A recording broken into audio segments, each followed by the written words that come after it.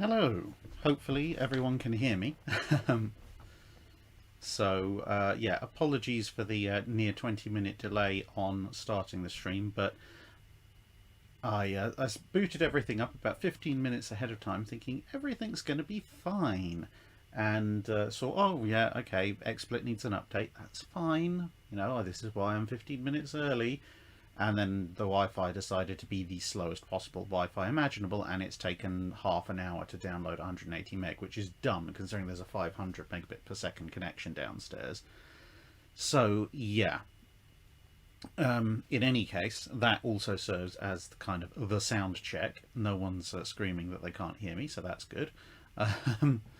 So as per standard, this is obviously the Patreon Alt History Q&A part first, and then once I've got through those questions, there's about 29 of them this week then, or this month, or whatever it is, and then we'll move on to questions from chat.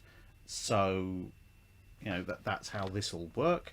And basically, yeah, if you have questions that you'd like to have answered, I'll try and do my best, but of course that will come once I've finished the Patreon stuff. Now the good thing is that once I've done this one, technically I'm only one behind, which is good. So yeah, Justin Williams, the problem is the 500 megabit per second is absolutely spot on as long as it's an Ethernet connection. I don't know what it is, but somehow in the sort of 20 feet between here and the router downstairs, the Wi-Fi signal, apparently, at least for downloads, suddenly drops like a stone. Whereas if I'm doing it from my PC, then obviously I have the physical wire connection. But in any case, let's get on with the questions. So Dr. Irrelevant is the first one, and he asked, what difference would it have made to the rest of the Pacific War if the Hiryu had withdrawn safely after the Battle of Midway instead of being sunk like the other three carriers?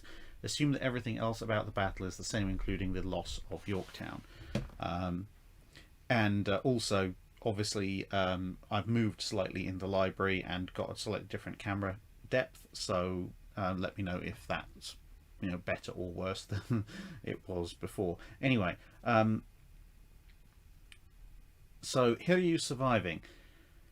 The most obvious effect of Hiryu surviving, assuming that she has anything like a reasonable sized air group left to her, which is not necessarily guaranteed, is that when you get to the Guadalcanal campaign, the Japanese have an extra carrier. Now that could be... I have my phone set to silent. I do apologise. And it now is.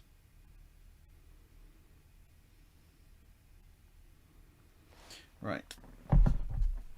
There we go. Anyway, so Hiryu surviving. That means you've got Shikaku, Zuikaku, Hyo, Junyo, various light carriers, and now Hiryu as well. At the Battle of the Eastern Solomons and Battle of Santa Cruz, that could be quite the problem, because of course the Americans are struggling for carriers by this point. So you've got Saratoga and Enterprise and Hornet eventually showing up briefly.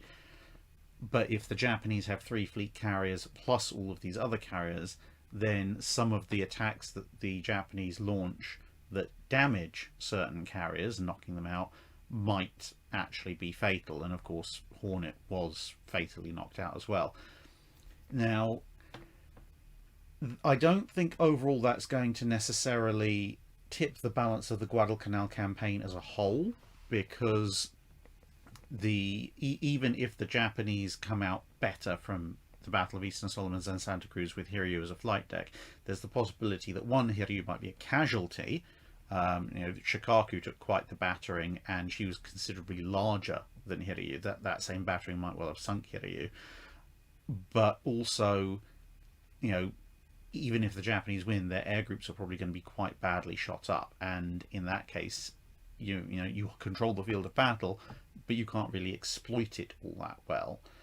It might drag out the Guadalcanal campaign somewhat, because if they manage to drive back the American carriers for any reasonable amount of time, then the surviving Japanese carrier aircraft should reasonably be able to suppress Henderson Field, which might then buy the Japanese some days where they can run daylight operations under air cover to resupply their troops, and to obviously shore bombard American troops and so on and so forth. But at the end of the day, there's enough American air power in the vicinity that it might draw the Guadalcanal campaign through into kind of March, April, May 1943, but it's kind of a delaying the inevitable thing.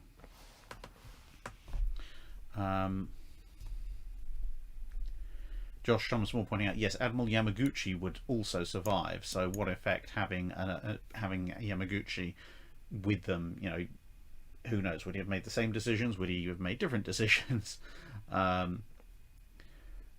yeah, the thing is, even in a kind of an optimist and hyper optimistic scenario where everything works out for the Japanese really, really well as a result of having Hiryu there, all that really does is bring you through to spring, early summer 1943, when ridiculous numbers of Essex-class show up, and then having the extra carrier hull probably doesn't make all that much difference.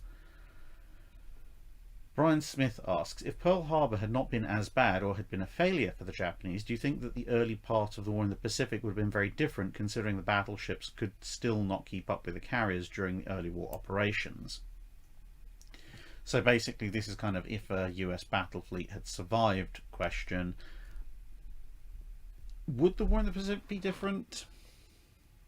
I don't think it would be that different. The whole kind of sail everything to the Philippines had already been abandoned, and presumably that element of the timeline is going still as planned. So the Philippines are going to fall before the Pacific Fleet really can get its act together in such a way that they even could contemplate sailing to relieve the Philippines. So that element of things isn't going to change. What might change, possibly, is you're going to have obviously all the carriers squaring off against each other because they're the fast long-range units that can operate in the Central and Western Pacific. But if a good chunk of the Pacific Fleet's battleships have survived, you might see them being deployed to the Southwest Pacific region, not necessarily under MacArthur's direct command, but kind of to the Australia ABDA command region, which might then complicate Japanese attempts to go after the Dutch East Indies. Now, of course, that's assuming that the US is willing to risk even some of its older battleships in that scenario, and that could go quite a lot of different ways, because if the Americans manage to pull it off in secrecy, then you might have, a battle of the Java Sea or a battle of the Sunda Strait where Japanese heavy cruisers are suddenly facing off against, Tennessee or New Mexico or Colorado class battleships, which probably isn't going to go well for them. The flip side is that, sorry, that's just the boiler. The flip side is that obviously you could also have situations where either the Japanese know that they're coming and hit them with air power, at which point you get kind of foresaid redux, except now the American ships aren't even as fast as Prince of Wales and Repulse. Or you could have a Battle of the Java Sea style scenario break out and the battleships take multiple long lance hits. So it could go better for the Allies in terms of surprise heavy hitting punch delaying the taking of the Dutch East Indies, or it could go considerably worse. So yeah.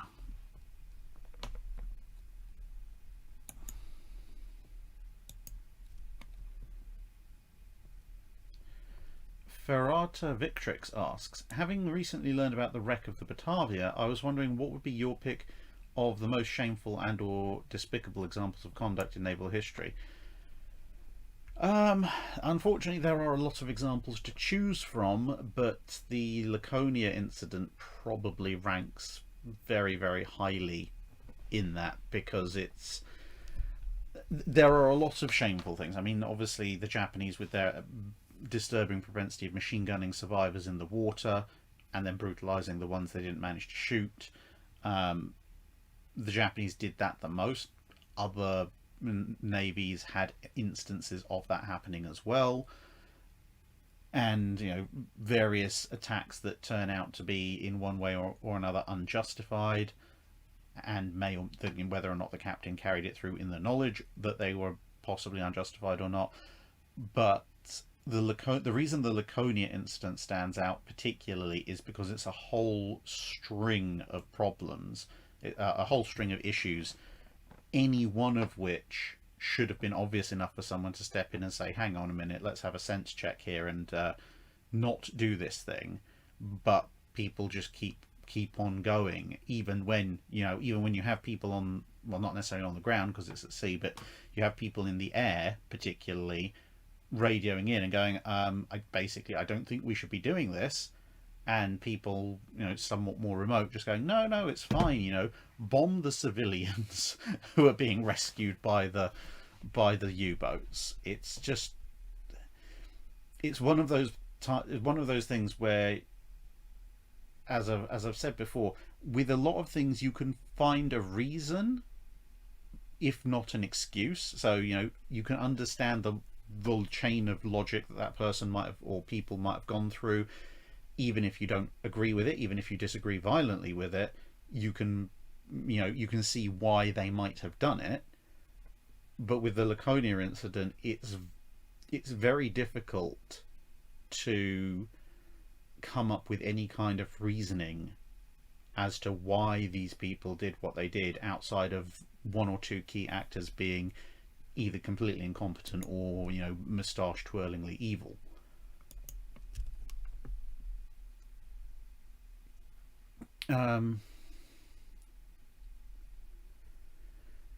Shazix asks, what if Harps were developed and deployed in all major navies in 1936? I'm presuming he means the high altitude research project guns, not the sort of little instrument that goes ding ding ding.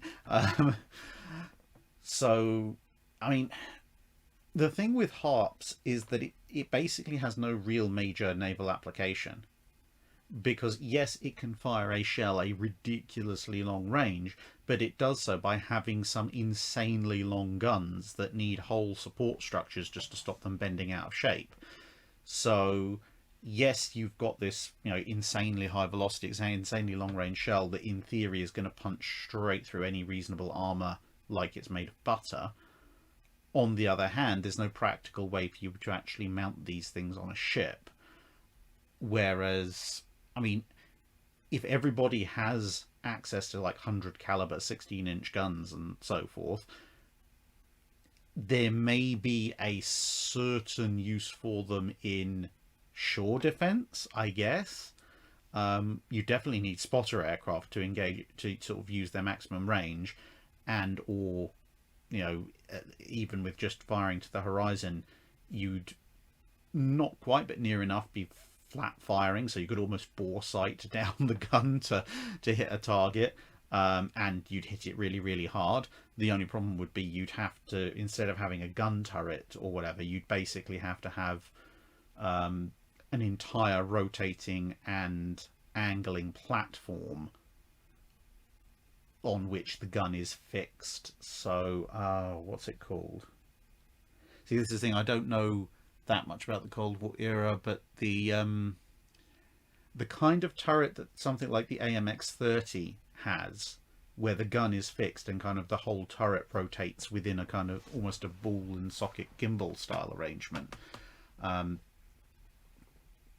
can't for the life of me remember what it's called, but you'd have to build one of those, except a couple of 100 feet across, to use this massive overcharged gun, which would therefore be hideously vulnerable to just being bombed.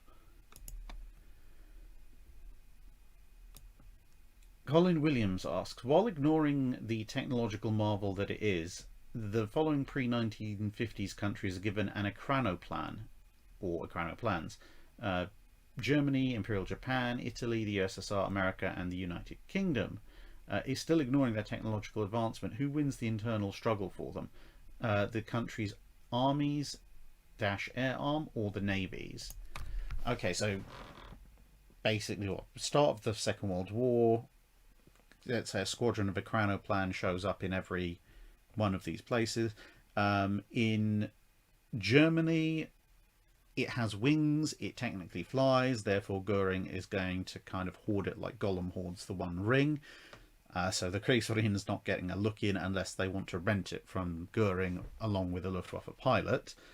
Imperial Japan, it'll probably start a minor civil war between the army and the navy, because both of them will want it. I think the fact that they, if I recall correctly, the Ecranoplan is a flying boat, kind of in that it sits on the water when it's not running, so the navy theoretically has a slightly stronger claim to it. Broken Wolf 668 pointing out oscillating turret. Yes, a few of you pointing out in the chat. Oscillating turret is the thing I was trying to think of. So yeah, going back to the Ecranoplans, I think maybe just about the Japanese Navy would get them. Fascist Italy, again, largely on the basis that they're flying boats, the Navy will probably get them. The USSR, nobody would get them. Whoever found them would just be sent to Gulag. America, ooh, now that's an interesting one, because the USAAF and the US Navy both operated flying boats and long-range patrol craft of various descriptions. So if there's a squadron, they might get split 50-50. And in the United Kingdom, I have a feeling that would probably actually end up in the RAF under Coastal Command, because they were the biggest operators of large flying boats. So they'd kind of look at them and go, well, it's a kind of big flying boat, so I guess it parks next to the Sunderlands in Coastal Command.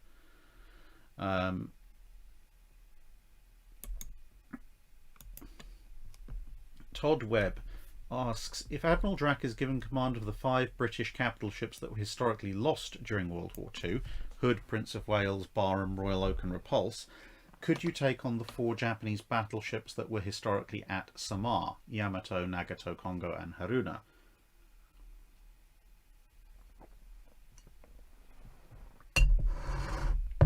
Yes, quite happily, by horrifically cheating and abusing the fact that I know how everything went historically. So, I mean, Royal Oak was sunk really, really early in the war, but everyone else there should at least have some form of basic radar. Maybe not so much Barham. But Hood definitely has surface search radar. Prince of Wales, by the time she's sunk, and theoretically Repulse as well, will have some radar. Admittedly, not the best radar, but they will have, there's going to be at least a couple of radar sets in that set of 5 ships. Now, trying to take on Yamato, Nagato, Kongo and Haruna, my biggest problem is going to be speed. I've got 2 R-class, so my speed is very limited. That's actually more of a problem than the fact there's a Yamato on the other side, to be honest, because, any one of my 5 in a gunfight with a Kongo, I'm going to bet on my ships. And Nagato, give or take, but I mean, they're not particularly well protected, so most of my ships will still have a shot in a straight up gunfight, even if not necessarily a brilliant one in the case of the last 3. Yamato is of course the big elephant in the room, but if you can knock out the Congos pretty quickly and then 3v1 or 4v1 on Yamato, you've probably still got a decent bet of a chance. But the main thing is, with the fact that I've got some kind of radar and I have future knowledge, I just won't engage them during the day. I'll just wait for nightfall or position myself as they come through the San Bernardino Strait and just go, okay, well, I'm going to intercept them at about 1 in the morning using my radar, and then essentially pull a Matapan, so probably hide in the shadow of one of the 2 shores. So because Yamato did have her own radar, so the visual clutter and the radar clutter will stop them from seeing me. And then when my radar tells me that I'm close enough, then, as I said, you pull a Matapan, you light up all the searchlights, you cover all your targets, having pre-sighted all your guns, and then you open fire with a surprise point-blank salvo and keep firing in the hopes that you put them down quickly enough before they put down you. But yeah, this is kind of the how to horrifically abuse future knowledge way of dealing with things.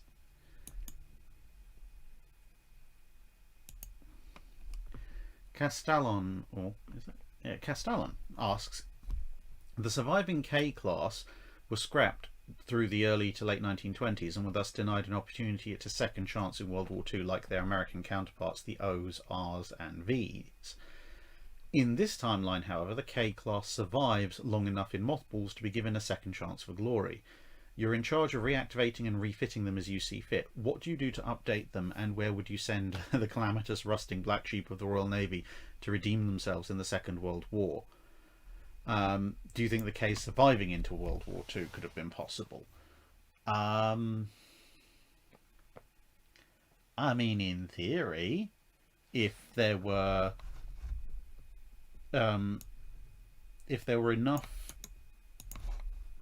yeah, you know, if they put them in reserve, then that they should hang around long enough that you could bring them back. But I mean, as you kind of point out, you would have to significantly refit them. So torpedo tube wise, well, they can fit torpedoes the right size, that's fine. Obviously you'd have to give, you know, rework, give them all new sensors, you know, periscopes, etc., etc. That shouldn't be too difficult. The main thing is going to be that steam power plant that has to go, along with the World War I era electric motors and batteries. So you'd be talking about pretty much chopping the thing in two to strip out the entirety of the old machinery and putting in brand new diesel electric machinery. Now, with that said, with all of that in place, and assuming that, you know, maybe they've been running one or two throughout the 20s and 30s to try and resolve some of the maneuverability issues and so forth, then if I was going to send them anywhere in World War II to redeem themselves, I would actually send them to the Far East. And I can actually think of a pretty good argument as to why you would do that.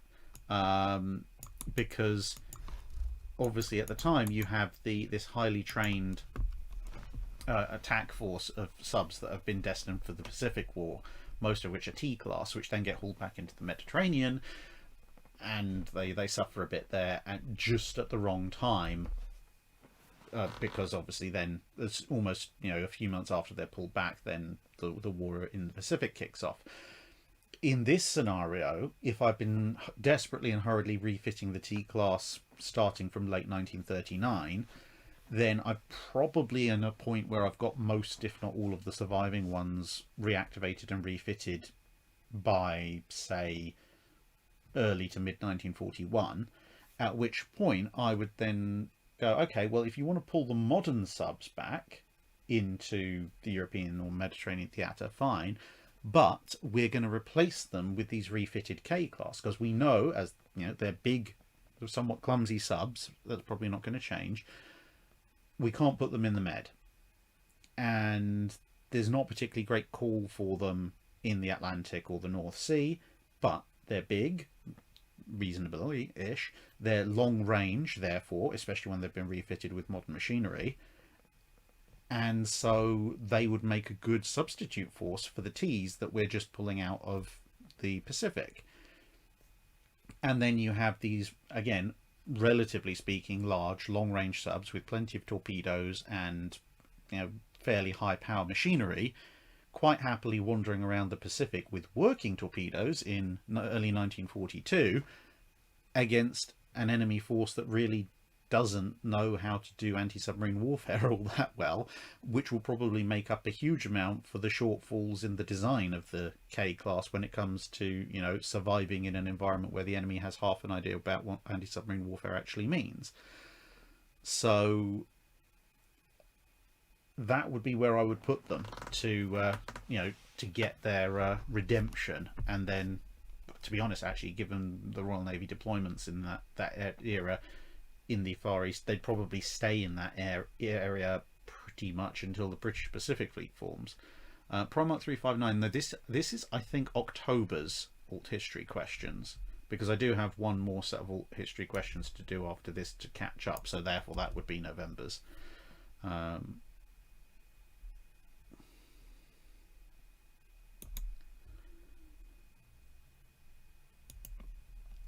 Warren Jervy asks,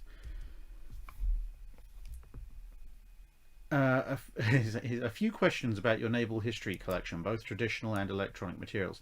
What is your most prized item in this collection and why? That's easy, actually. My most prized item is this. Now, it's not the world's largest book by any stretch of the imagination, but it is the book that started it all. So those of you who've watched enough Drydocks, you've probably heard me recount the story of what got me first interested in naval history a fair few times, so I won't go over that in detail. But that particular picture, that is where it all started with me, age kind of 3.5 to 4 years old. That is going to be that's the picture when I was, say, many years ago, looking at that and going, oh, wouldn't it be really cool if this ship was still around? And then my grandmother saying, actually it was, and then me having a slight, not an argument, but a kind of slightly bemused disagreement that something that old couldn't possibly still be around, at which point she took me to Portsmouth Dockyard to show me.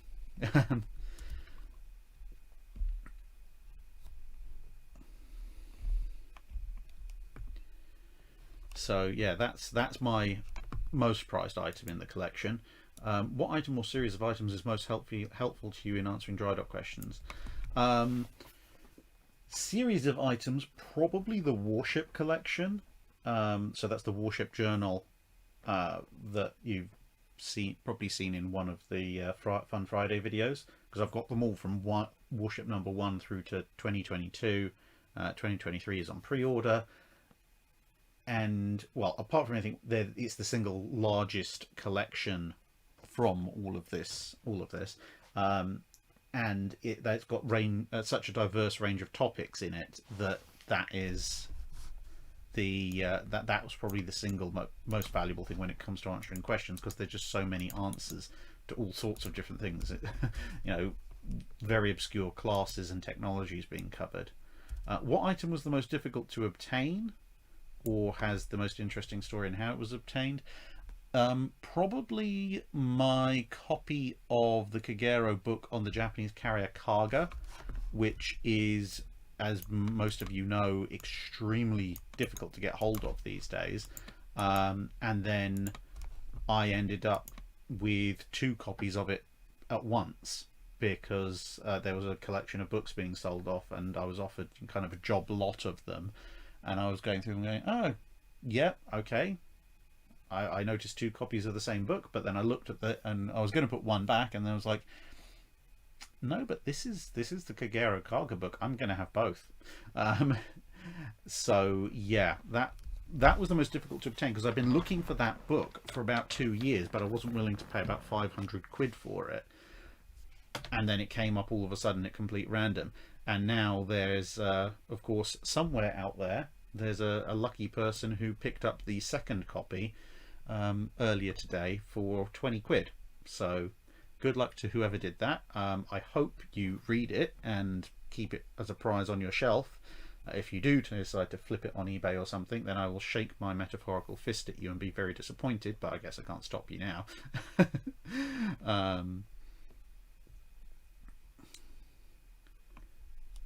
And 4, is there an item that you thought was accurate at one time that later, due to new information, seemed to be quite wrong? So I'm not going to say it's entirely wrong, because there is still a lot of very useful information in it. But where has it gone? I'm trying to remember where I put it in here. I have a feeling it may be behind me.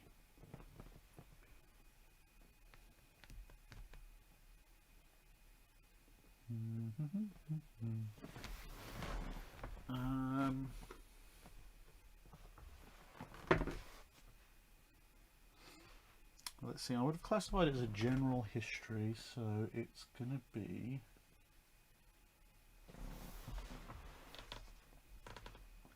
not here, I think. That's Germany.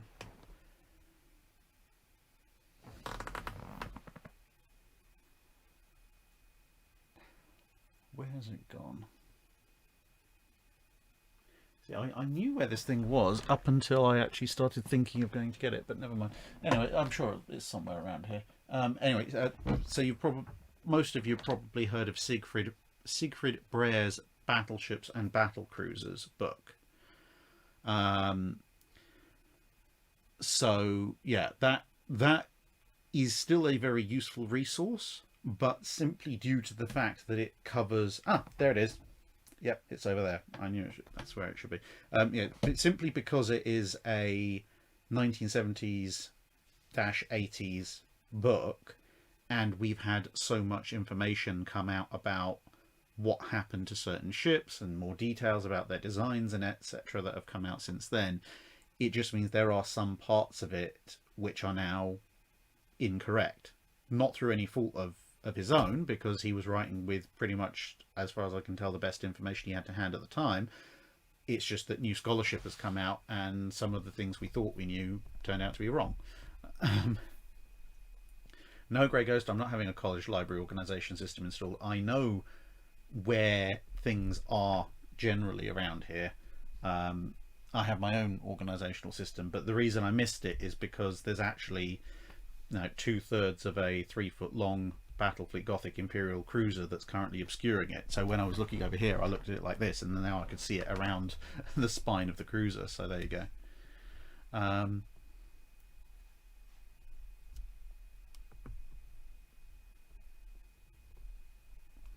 Right. Ed Schaller asks, by some freakish phenomena, the US Navy captures a fully intact Yamato-class battleship with all documentation, etc., translated into English and enough munitions and supplies to immediately put it into combat and keep it supplied for the rest of the war. Command of it is given to Admiral Lee. What would he do with it? The first thing Admiral Lee would do with it would be to kick it back over to the US, partly for examination, but partly to also put every radar known to mankind on it. Plus also, Admiral Lee knew exactly what the value of all of his weapons were, as well as the sensor system. So if he gets a Yamato class that he knows he can run, the first thing he's doing is sending it back to the States with a list of instructions that probably consists of a mixture of put every radar you possibly can on this thing, build me a CIC that is right behind the bridge, also remove everything that's not an 18.1 inch gun in terms of armament, so all the 25mm, the 5 inch, the 6 inch, etc., strip them all off and put something that actually works like 5 inch 38s and 20mm and 40mm on them, which means he'll probably get it back in about 1944, at which point, you never know, he might persuade someone to leave an Americanized Yamato sitting in the San Bernardino Strait waiting for the Kurita.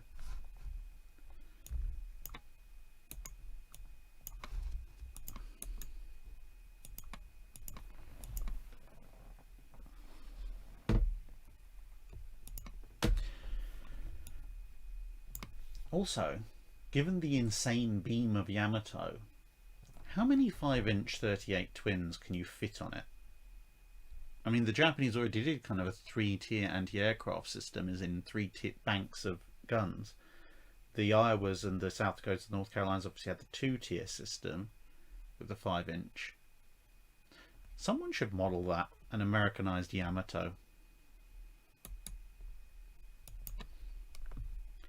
Lord Nelson asks, Admiral Fisher and most of his supporters are purged from the Navy in 1904. As a consequence, Dreadnought is never built, and the Lord Nelson class becomes the standard for the British line of battle.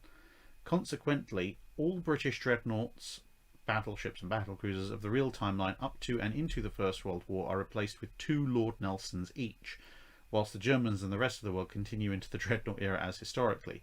How would such a large all Lord Nelson class battle line perform against the German high seas fleet in a large fleet battle?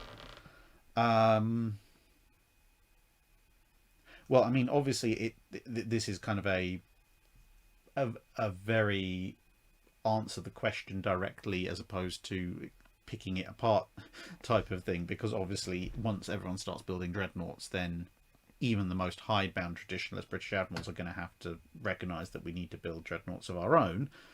But if for magical hand wavy reasons instead they build a pair of Lord Nelsons, I mean, it depends what this hypothetical mega fleet adopts as its tactics. I mean, on the one hand, they're slower than the German battle line, which is going to be a problem, or at least the faster elements of it.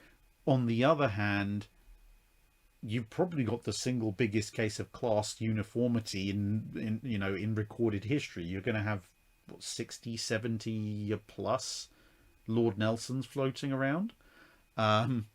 Organising them is going to be a bit of an interesting one, but I mean, it could go multiple ways. You could have just a massive fleet of pre-dreadnoughts that is slightly slower than their German counterparts and obviously has significantly less firepower per ship, and maybe the high seas fleet is then able to engage because the battle line is going to be so large. The high seas fleet only has to engage part of it and can overwhelm and destroy that part of it and kind of chew the whole thing up as it goes.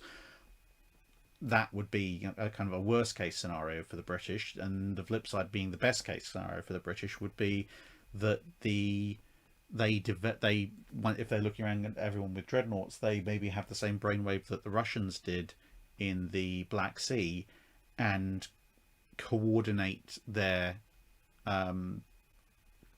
division. So each battle squadron has 2 divisions of 4 ships, so they've got so many of them. Maybe each division of 4 now gets a crash course in coordinating fire on the basis of the lead ship's fire control direction, but kind of how the Russian pre-dreadnoughts saw off the Yavut Sultan Selim or ex-Goeben, at which point the Battle of Jutland gets very, very interesting, because you would have individually superior German ships, but each one of which would be having the concentrated fire of 3 or 4 Lord Nelsons being directed at it through a single unified fire control system, which is probably going to end badly for the Germans, because that's what 4-6, that's 16 12-inch guns plus who knows how many 9.2s being chucked at them. So that's the extreme bright side end for the British, or everything in between.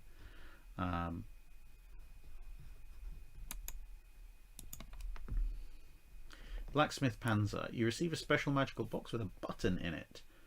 Upon pressing this button, an admiral, naval commander or naval designer of your choosing will be pulled forward in time from moments before their death and return to perfect health. You'll have 4 hours to interview them about their lives, their experiences and their thoughts during different times. The box is capable of doing this 3 times, so you may choose 3 people from history to interview. Who would you choose? What sort of questions would you ask them, and would you publish any of the interviews or either videos or television programs? Admiral, Naval Commander. Yeah, okay, so that's basically going to be Admiral Lee Sun, Nelson, and Brunel.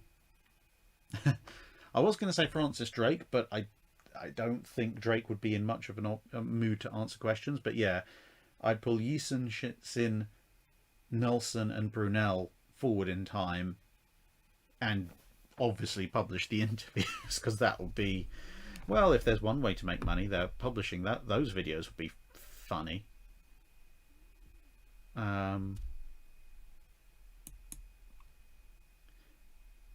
Contrarian 420, what if the resurrected admiral just started screaming? Well, 4 hours of Lord Nelson screaming his head off and asking what on earth is going on would probably also make a fair bit of money on YouTube, so yeah, that'd be fun.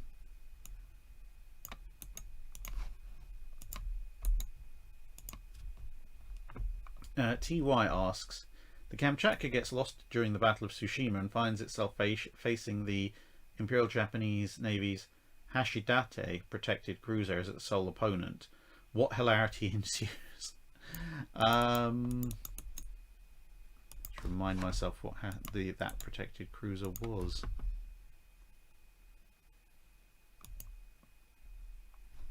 No, not that one. That's the gunboat.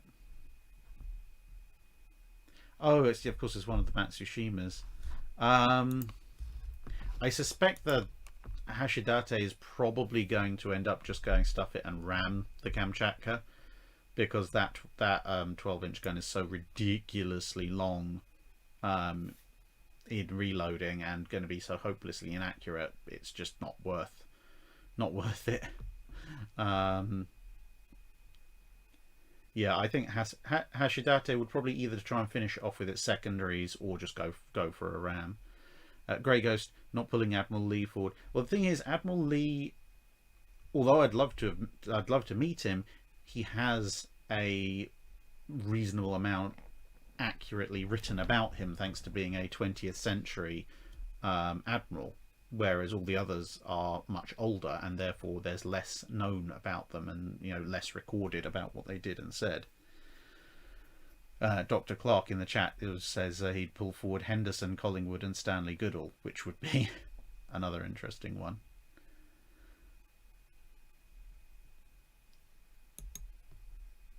Okay, like that. So Elliot W. James, the Dreadnought hoax is one of the great practical jokes of history. Were there any other naval practical jokes to rival this hilarious trolling of a navy?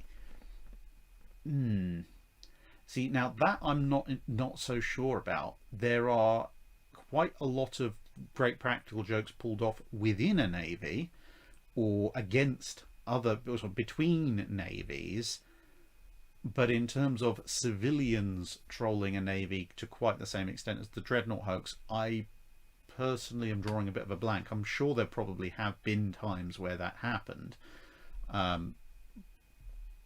but no, I'm drawing a bit of a blank myself on that. I mean, in terms of navies pulling pranks on other navies, this is a much more recent one, but I think this happened in, if I remember correctly, was in the 70s. And if I'm remembering it correctly, the story goes it was in the Mediterranean, and the Royal Navy had been given the task of trying to do as much damage as possible to a US carrier battle group. And of course, the Royal Navy presence in the Mediterranean in the 70s versus the US Navy presence, there's a little bit of a scale disparity there. But the captain who was given the assignment, one Captain Woodward, who would later go on to be Admiral Woodward in charge of the Falklands War, lit up his ship, put loads of light, turned on all the lights and everything in direct contravention of everything you might think of as being stealthy, sailed out in the middle of the night towards the US ships, and just started transmitting as if he was a cruise liner, a merchant vessel. And, in an extra bit of deliberate, ironical, historical callback, he was transmitting as the P&O liner Rawalpindi. Which, if any student of naval historian had been listening to that transmission, they might have gotten the idea that something was up just through that. But yes, pretending with his destroyer to be the Rawalpindi merchant ship, or suspiciously grey but well lit up, he apparently managed to bluff his way into the heart of a US carrier formation, and well, at that point he kind of won. But that's the story I've heard anyway. I always thought that was quite hilarious. I mean, apart from bluffing your way in a slate grey destroyer just by turning all your lights on and claiming that you're not a warship. It's kind of like the orc stealth in D&D, but the extra historical twist of calling yourself the Rawalpindi, because most naval officers should have caught that one.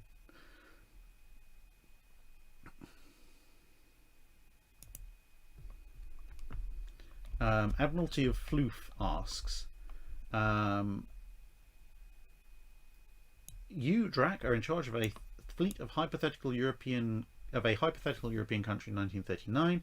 The country is very average. Through distaste of flamboyant naming of other navies, they represent their ships Right, so this hypothetical country is very average and very modest. So its ships are called modest, appropriate, humble, practical, and convenient. The names also represent the ships quite well. You're tasked with designing rough outlines only, or picking from existing ships a suitable fleet which will be built or acquired by 1st of August 1939. Please also pick or suggest names for battleships, carriers, cruisers, light cruisers, and destroyers where suitable ideas can be found. Okay, so basically, I think the gist of that is you don't want to appear to be too strong, you don't want to appear to be too weak, so you're not going to go for the sort of go for broke with your selections, but you also don't want something that's hilariously inappropriately weak. Okay, so what are we going to go with? I think, well, let's start from the bottom. So destroyers, if I'm given that this is 1939, so people are, you've got the tribals coming down the slipways, the J's, the K's, etc. The Americans are in the process of designing the Fletchers, so everyone's designing up to the highest displacement for destroyers with 5 or 6 guns apiece. At which point you would probably want to go with something that vaguely resembles the first generation of British wartime destroyer designs, i.e. 4 single guns, whether they be 4-inch, 4.5, 4.75 inch, whatever. But basically a rather conventional 4 single guns, 2 super firing forward, 2 super firing aft, a couple of quad torpedo launchers, probably a 1,500 ton displacement. That's your nice typical run-of-the-mill destroyer.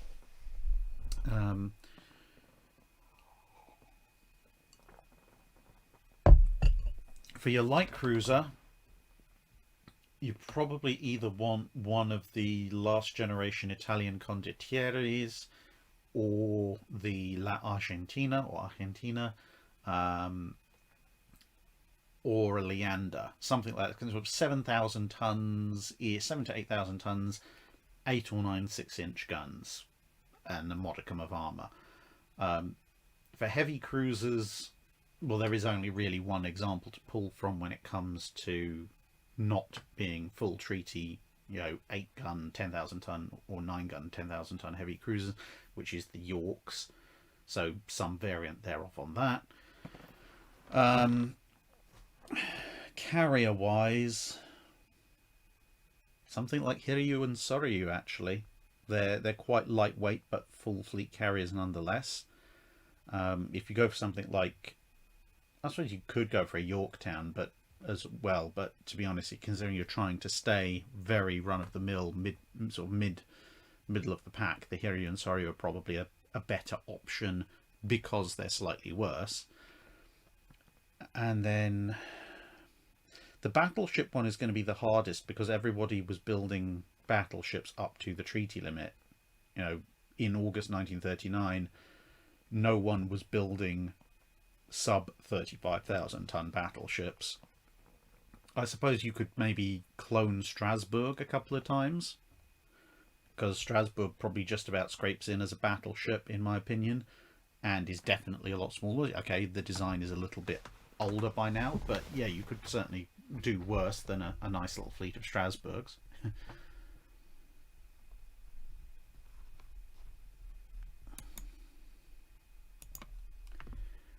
HMS Inadvisable asks, in June 1935, with all your knowledge and foresight, you have to design a ship type not restricted by the naval treaties to convert into carriers for the Royal Navy during the war. What is the best type when taking into account both post-conversion performance as a carrier and pre-conversion usefulness in their original form? Tankers, freighters, seaplane tenders, cruise liners?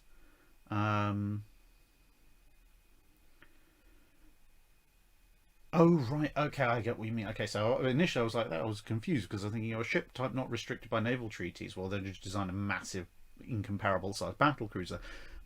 But I think what you mean is a ship type, as like a tanker, freighter, seaplane, or whatever, that isn't naval treaty restricted. At which point,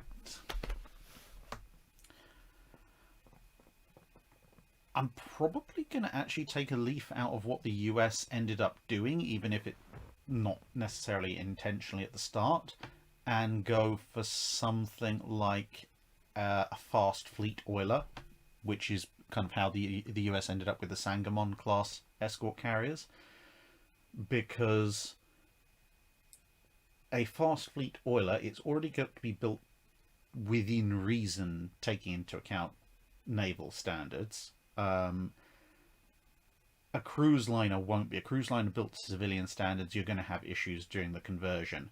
A seaplane tender, you're going to have issues getting it up to the right size to be a useful carrier without somebody flagging you down on it. A freighter, there's no real reason for a freighter to be particularly fast, whereas a fast fleet oiler, you can get you can make an argument for having a fast fleet oiler that's maybe even up to 25 knots or more. I mean, it'd be expensive, but you could 24, 25 knots you could legitimately argue would be useful for a fast fleet oiler for the Royal Navy. And as I said, they've got to be built to reasonable standards at that point, and then they'd be very useful, obviously, as supply vessels in the run-up to the war, but then when you convert them, they would be big enough and fast enough to be useful, largish escort carriers.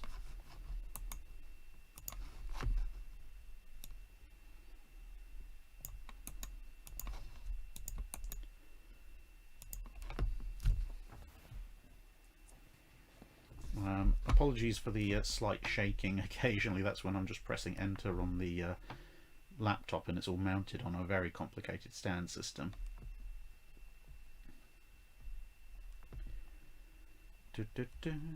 Dr. D.M. Platt. Through a time warp, Admiral Hipper, Admiral Beatty and Admiral Evan Thomas each have the opportunity to replace, on a ton-for-ton basis, their battle cruisers with a single type of lesser and later warship, such as a Japanese World War II heavy cruiser with long lances or Fletcher-class destroyers.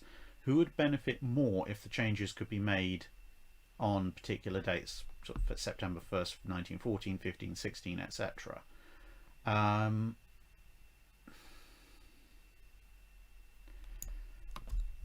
Who would benefit the most?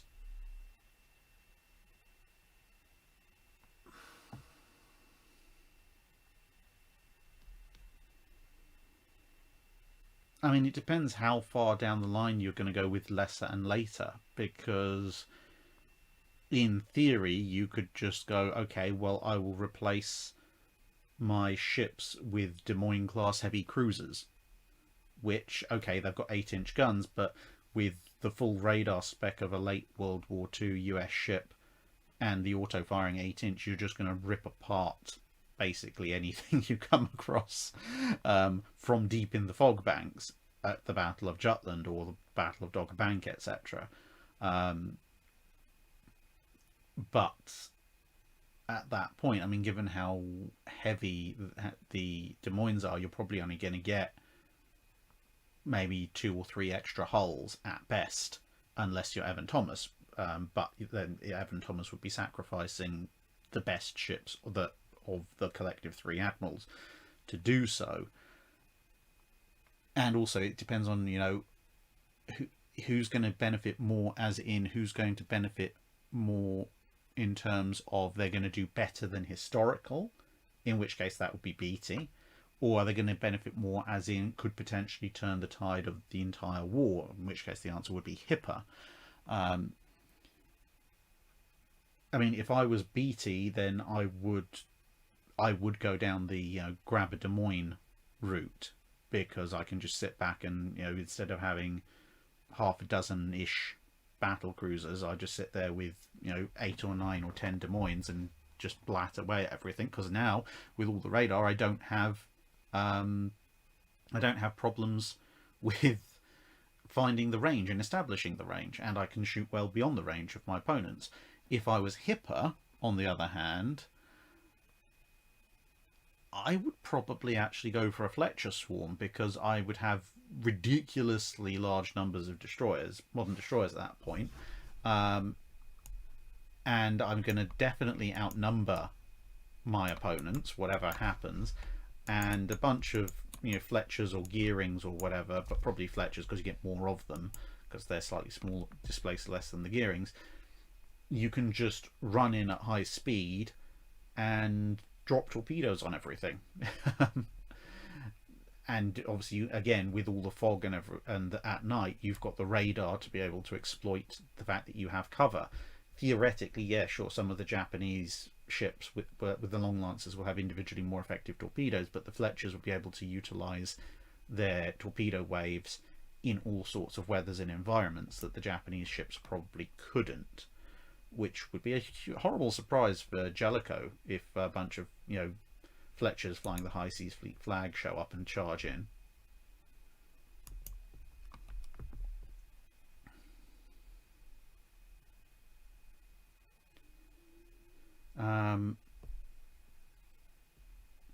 Eric J. Van Dooting asks, if the Germans had completed Graf Zeppelin according to her original projected timeline, how effective do you think she would have been at breaking out into the Atlantic and raiding convoys compared to actual German surface warships that did or attempted to do the same? And realistically, could the Allies have responded by getting escort carriers into the war more quickly?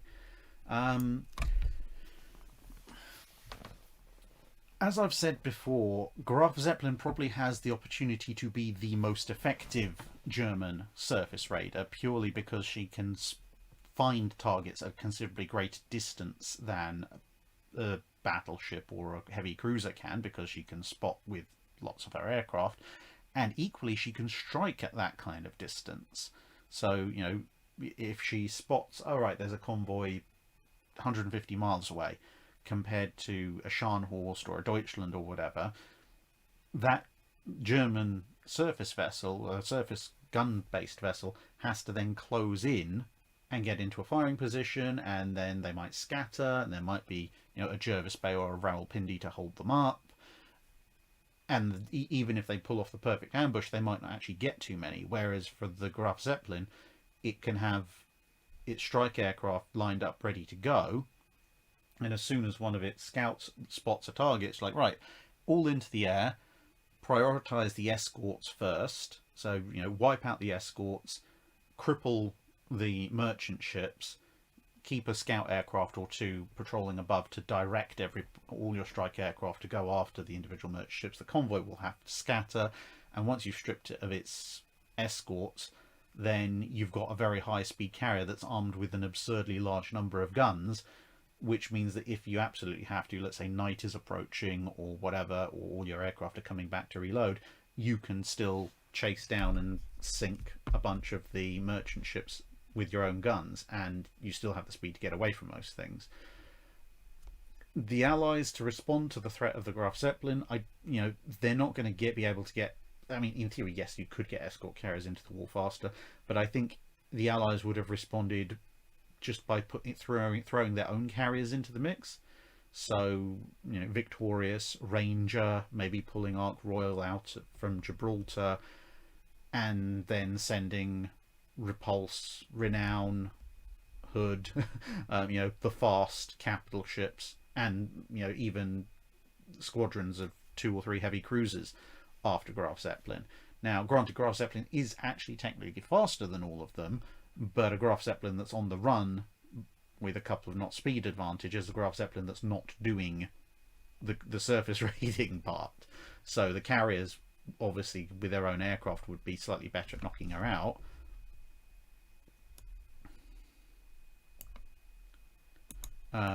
But, there you go.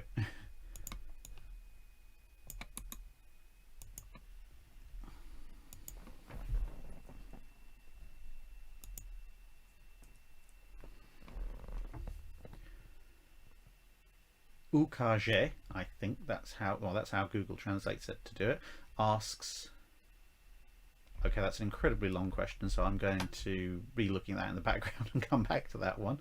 Alternate historian Turtle Duck asks, prior to sending the 2nd and 3rd Pacific Squadrons out, the Russian chiefs of staff are convinced by the Tsar to also send enough troops to go with the fleet to launch an amphibious invasion of Formosa, with the goal of taking the island and using it as a bargaining chip to get Port Arthur back. What are the odds of this insane plan succeeding, and if it is somehow successful, how would the Japanese respond to it? The odds of it succeeding are awful. You know, they had enough problems getting the 2nd and 3rd Pacific Squadrons out there, let alone a bunch of probably incredibly slow, broken down, overstuffed troop ships that are probably going to run out of food and or run aground at some point in the proceedings. If somehow that cavalcade of disaster manages to fetch up on Formosa and aka Taiwan and manages to then actually, you know, seize it in some way, shape or form, I think the Japanese are probably just going to go, okay, that's cute, now we go and blow up your fleet, now you have no supplies, and just blockade them and starve them out. Vicky McDonald, yeah, we're still on the Patreon questions. I'm getting through them at a reasonable pace. That's one of the reasons why I started slightly early as well. Tyler Eves, how would the North Carolinas have been different if actually built or commissioned with the Quad 14s? Basically, pretty much that. You know, their secondary battery didn't change. None of the other issues around the or capabilities of the North Carolinas changed that much in the redesign from Quad 14s to triple 16s. There were a few minor changes here or there, but yeah, it wouldn't have made a huge difference at all, I think, to the ships. People have asked similar questions before, and you know, capability wise, not a lot changes. Operationally speaking, again, not a tremendous amount changes. USS Washington with Quad 14s is going to be just as capable of ripping Hiroshima apart as the triple 16 variant was. So it's one of those slightly odd things in that if North Carolina had at any point had to fight a Yamato, then having the triple 16s would have been a huge advantage compared to having the Quad 14s. But she didn't. And in the absence of that engagement, and considering that Jean Bart was engaged by a South Dakota class, the USS Massachusetts, all the other targets were just as easy to kill with 14-inch guns as 16-inch. But they didn't. Obviously, they had no way of knowing that when they were thinking about converting the design up.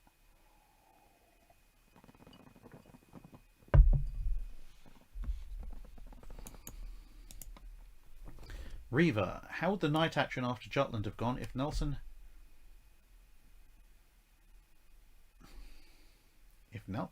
I think you mean Jellicoe. How would the night action after Jutland have gone if Jellicoe had the fortune to have a panic destroyer radio him what was actually going on in his rear and was able to scramble an intercept of some sort? They lacked the night fighting emphasis of the Germans and would have been out of position, but would still have had an awful lot of ships. What sort of losses or victories would you have expected them to achieve, and how would this have changed British perceptions at the time of the battle's conclusiveness? So there's two elements to it. Jellicoe, I don't think, would have committed his main battle fleet to a night action because he knew that the Germans had the better night fighting training.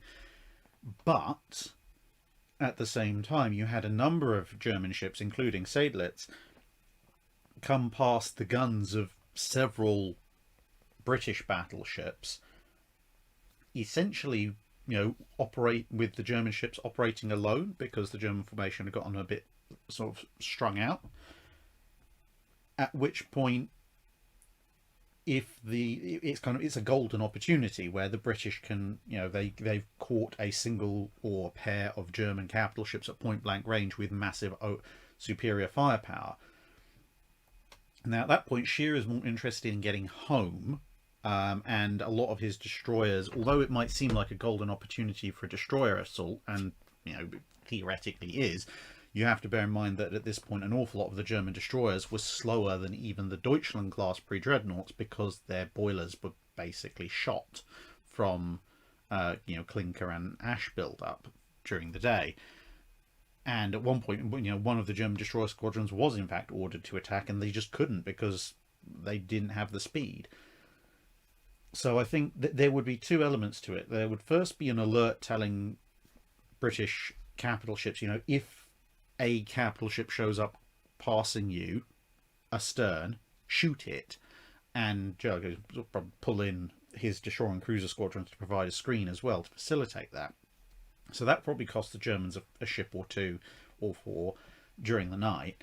The main thing is that knowing where the Germans are going, Jellicoe knows where they're going to be in the morning. So the bigger thing is probably going to be Jellicoe changing direction so that he can intercept the Germans on the morning of the following day, which is going to be far more effective for him. And I mean, the German ships will be running for longer. Their boilers will be even more stuffed. They're going to be even more strung out. They're going to be even more tired. The damaged ships that they've got will have taken on even more water.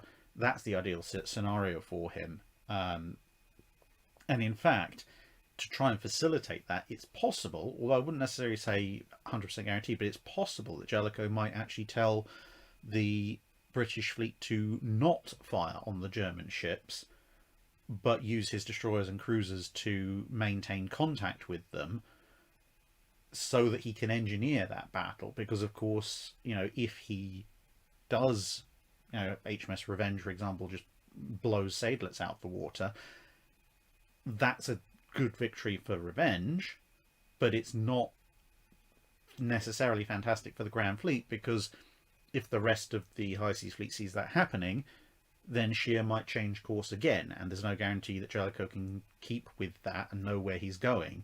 So, it's all down to Jellicoe's thought process. Do we chip away at the German ships as they come past and run the risk that the majority of them might then turn and escape? And also, obviously, risks potentially a night attack, which we might get the worst end of the stick on. Or do we forego immediate opportunity for glory in exchange for hitting them when the sun rises?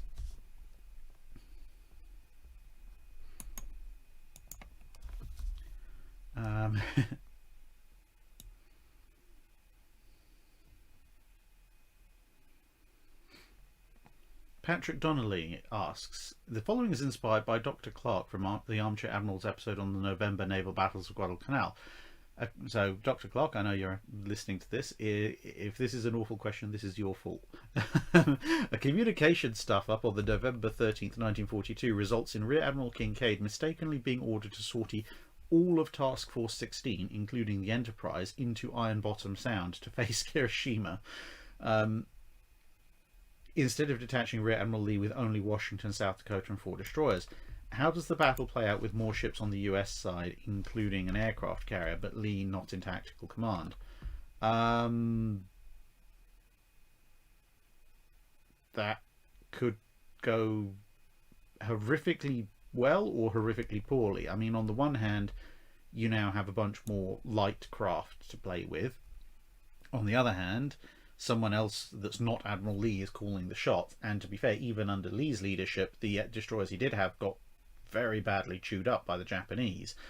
Having a carrier that close to a night gun action, I mean, okay, Formidable did it, Matapan, but Enterprise is not as set up for that kind of thing. And, well, the Japanese are not going to have too many difficulties identifying what is or isn't a carrier. I mean, in the darkness, is this a cruiser? Is it a battleship? Is it a destroyer? Is it a cruiser? These are questions you can understandably get wrong. Is this gigantic flat top thing a carrier or not? Is not a question that is going to be very easily, answered wrong. And if the Japanese suddenly have word running around their radio, hey, there's an American carrier at point blank range, everybody. I think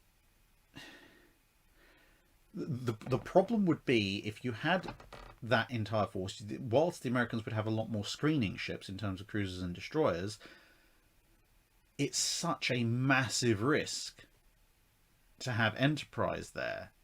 And the Japanese are going to swarm towards that potential prize. So you've got one way of this could go. The worst case scenario for the US Navy is that the Japanese realize what's out there and they do the sort of the chewing up of the American escort forces that they did before, only on a larger scale, and then they engage Enterprise in a gunfight at night at point blank range, and Admiral Lee does his best to pull them off, but it's not successful, and Enterprise gets sunk by gunfire. The flip side, the kind of the optimistic best case scenario for the US, would be that the Japanese sea Enterprise, they spot her, they spot that she's got lots of escorts, and think, right, we're gonna go for it, we're gonna charge headlong, this is our opportunity for revenge. And they get so mono-focused on going after Enterprise and her screen that they miss Washington and South Dakota coming up on a blind side and getting a free, basically a free action or two to rake the Japanese heavy units, Kirishima and cruisers and so forth. At which point, as the Japanese break down in confusion as to where on earth all this major caliber gunfire is coming from, then the massed destroyers of Enterprise's screen can attack with torpedoes, and the cruisers can open up with guns, and the Japanese are caught in a cauldron of fire. So it could go one way, the other, or anything in between those two potential ideal scenarios.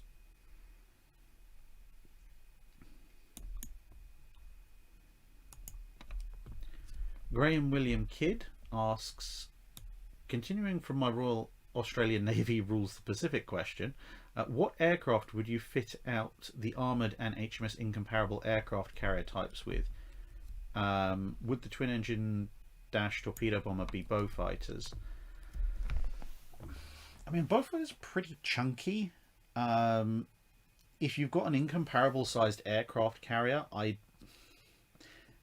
mean, given that the previous question was basically unlimited budget, unlimited infrastructure, Australian Navy, so we are kind of reaching a little bit, you might as well go for another one of my occasional favourite imaginings, which would be a Merlin engined Westland Whirlwind as your twin-engined long-range naval strike fighter light to heavy strike aircraft, kind of a jack of all trades and actually master of a reasonable number of them. Also, if the Royal Australian Navy has all this money and resources and infrastructure, they might as well pull off the the inverted gull wing navalised Spitfire that was being offered to the Royal Navy in 1939. So yeah, at that point, I mean, I wonder if you can fit a torpedo under a Whirlwind. I mean, because I'd be tempted to go, okay, navalised inverted gull wing Spitfire as your fighter, your kind of interceptor combat air patrol fighter, your Whirlwinds as your long range heavy fighters dive bombers, and possibly also torpedo bombers, if sort of self-escorting torpedo bombers, if you can stick a torpedo under it. If not, then, well, pick and choose any number of torpedo bombers that you could stick on there. I mean, yeah, they're both like, they're definitely not the Beaufort. The thing is, we know a Mosquito can make a landing on an aircraft carrier because Eric Winkle Brown managed to. I don't know if anyone ever managed to successfully land a Beaufighter on a carrier, as hilarious as naval strike Beaufighters would otherwise be.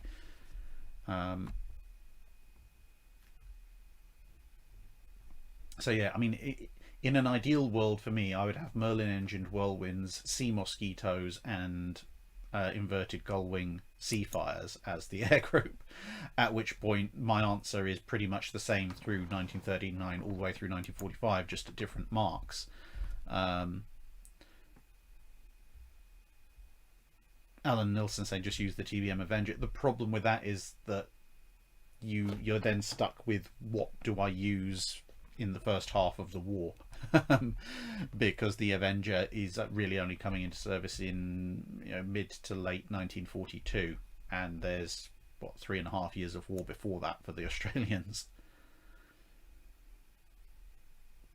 The thing is, once you've got an incomparable sized aircraft carrier, an awful lot of other restrictions on World War II that you would face on real life World War II aircraft carriers kind of go out the window. The Rogue Chief asks, in the Patrick O'Brian novel Master and Commander, then Commander Jack Aubrey remarks on the prestige it would bring his little vessel Sophie to have an actual physician aboard. How different might medical care be at the time between, say, a sloop, a frigate, or a first rate? The difference in care between a frigate and a first rate is mostly just going to be a matter of quantity. So on a frigate you would have, you know, a surgeon who's in charge, and maybe an assistant or two. If you're lucky and it's a bigger frigate, you might have, you know, a couple of people who are qualified to surgeon level and their assistants. But, you know, the staff is not going to be particularly large. Whereas on a first rate, for obvious reasons, there are going to be a few more of what vaguely counts as the medical staff aboard. So, yeah, that's... If it was just a general injury, then the medical care that you would have on a frigate or a first rate is pretty much going to be the same. The difference is most likely going to be in two cases. One, in a major battle, whilst the first rate has more people aboard to, you know, be turned into casualties, they also have more medical staff. So overall, you're more likely to be treated on a first rate. Whereas on a frigate that gets into a really, really nasty action, you might be like, please take a number, you'll be seen 12th in the queue.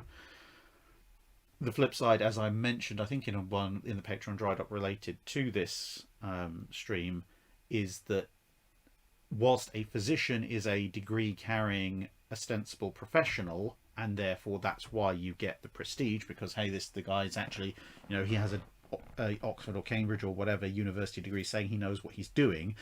The fact is, you're probably actually in the 18th century safer under the surgeon than you are under the physician, because the physician is still in the realms of, I don't know, liquid mercury maybe. The worst the surgeon can do is kill you with blood loss or shot from lopping your leg off, and the better surgeons are, you know, are relatively skilled at not losing patients that way. On a sloop, however, there are so few people relative to a frigate or a first rate that, well, for one thing, you're probably not operating out at sea for anywhere like the amount of time a frigate or a first rate might be. So serious medical issues, you probably just end up going back to shore. But if, you know, I know you fall off the mast and break your leg or something, you might have a person who can help you, but not a lot more. And obviously in battle, if that one person gets shot, then you have some rather major problems. So that's the general bit. And then of course you have the whole social hierarchy issue of the fact of, you know, who has the captain brought along as his guests effectively, which can massively change the balance of things aboard a ship. So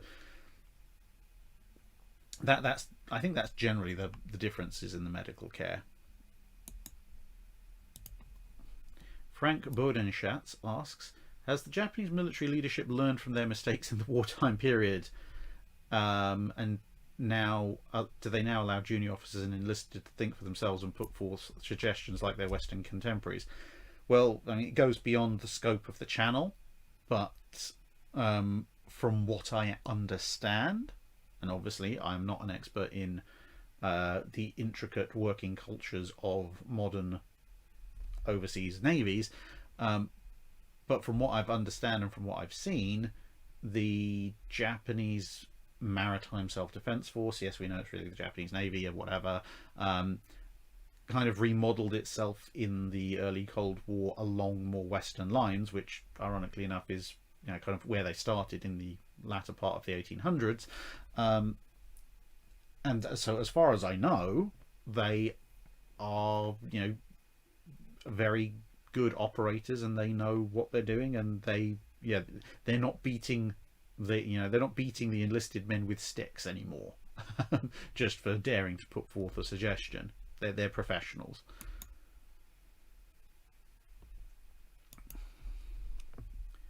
Greb asks, Kaiser Wilhelm decides not to start a war and just see to shipping interests and having the second largest navy in Europe. What composition of the fleet do you think they take? Also, how would Washington and London with the Washington and London restrictions that would be acceptable.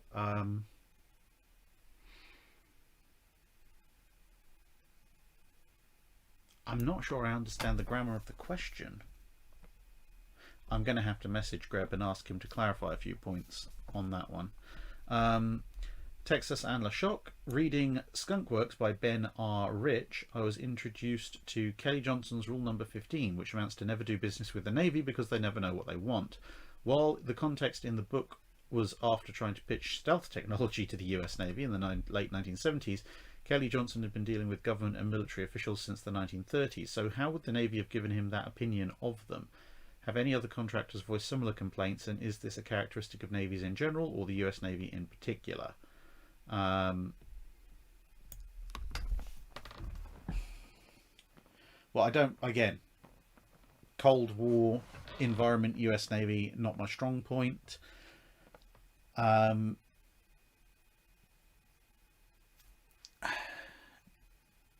mean, from the time period that I deal with, I can possibly see where he might be coming from a 1930s US Navy perspective, because if you look at the number of different aircraft that the US Navy operated and the production run numbers of a lot of those aircraft, you could be left with the impression that they're buying a few aircraft here and a few aircraft there and a few aircraft from over there, and having multiple dive bomber types, multiple torpedo bomber types, and a lot of different fighter types, all operating roughly contemporaneously to slightly different specifications.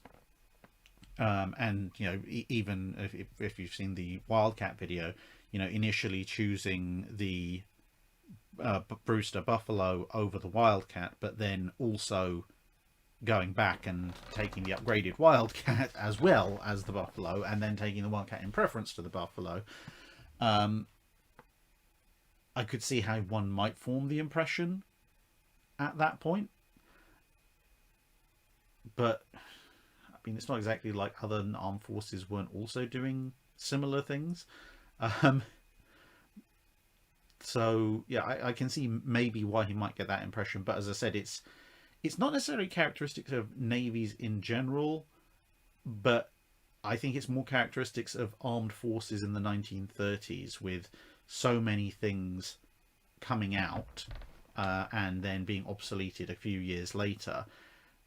And with air forces, at least for the bigger nations, because the air forces are thinking in terms of orders of hundreds upon hundreds of aircraft, you, to a certain extent, actually see a little bit more of what might be considered a sane development curve, because it's a big commitment to order several hundred aircraft, so that's going to take some time to fill. Whereas for a navy that's got 3, 4, 5 carriers, any one of which might only need 30 or 40 aircraft of a particular type, if they've got a particularly large carrier, let alone some of the smaller ones that might only need a couple of dozen, all of a sudden it becomes much easier to go, well, we've got this carrier brand new coming out of refit. Well, how about we buy 24 of this brand new fighter design and stick it on there and see how that goes, while the rest of the Navy works with this other fighter. But also, well, whilst this other carrier is going into refit, well, we've got the air group hanging around. We might as well test them out with a couple of dozen of this other new aircraft and see how that does. And then eventually we can decide which one we want, except that by the time we've decided which one we want, there's a whole slew of new aircraft along, and so on and so forth. But that's kind of just the story of 1930s weapons development. It's not necessarily entirely naval exclusive.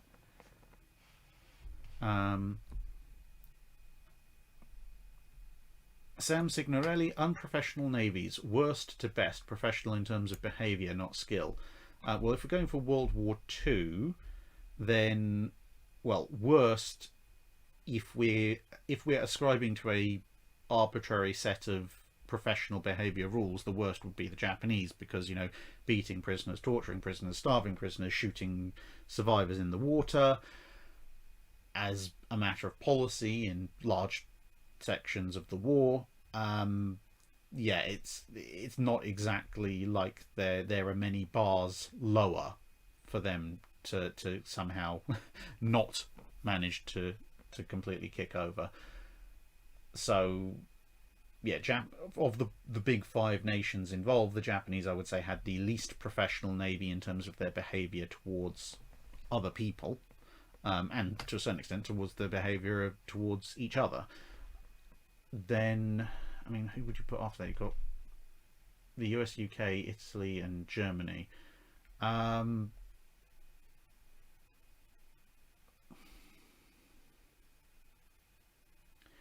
mean, they're all pretty professional navies. I mean, the Italian Navy occasionally does seem to have had morale issues. On the other hand, that is relying on reports of people who have just had their ship blown out from under them and have been fished out of the Mediterranean. So them having some morale issues at that point may be, have a more proximate cause than the more general case. Of course, towards the end of Italy's involvement in the war, a lot of their navy was, spinning its wheels at anchor because they didn't have enough fuel, and idleness always causes problems with the professionalism of a navy.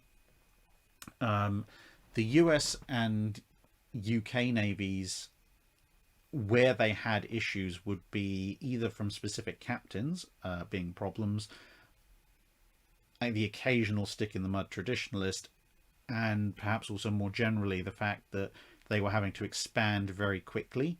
So the core of the navy would still have been great. The immediate volunteer reserves would probably be okay as well, but by the time you're putting your 800th, 900th, 4000th ship into the water, you're basically taking any able-bodied person that can float, which, that rate of expansion, you are inevitably going to end up with some fraying of professional standards around the edges. And then the Germans, well,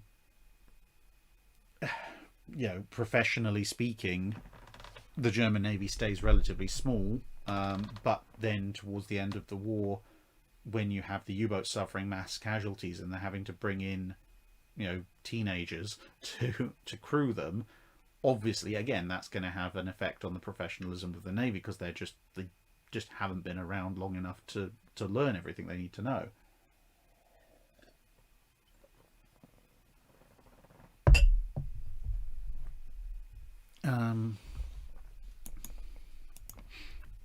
The Almighty Hypnotoad.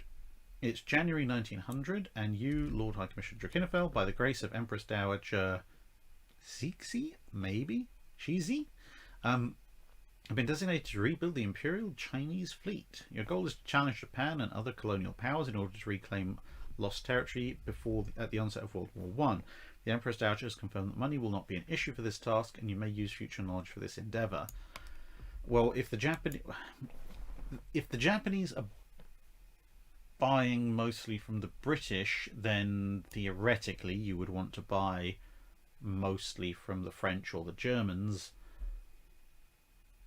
The problem is the Japanese have stopped buying from the French and are buying from the British for a reason.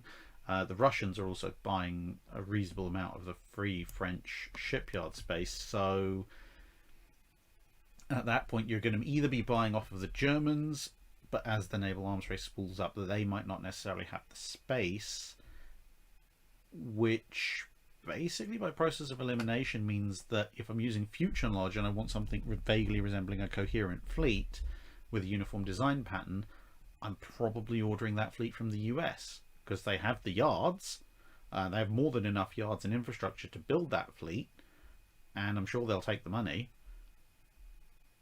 I mean, if I'm leveraging my future knowledge, then when it comes time for the dreadnought race to begin, and the Japanese are sort of struggling with the Satsumas and then the Kawachis and everything, I can just kind of pull what Argentina did during the South American dreadnought arms race, which is wait for someone to pull the trigger first.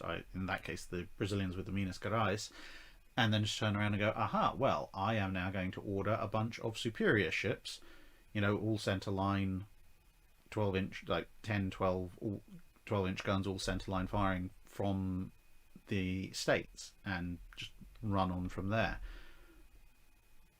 that would basically be my way to challenge Japan. Just every time they build something, just turn around and go, well, these are all the problems with it. Now I'm going to design up a better one and just order it from the other side of the Pacific. Dr. Clark pointing out you could also just buy from the British and build your ships next to the Japanese. You could, but the Empress Dowager said money was not going to be an issue, not that politics wasn't going to be an issue.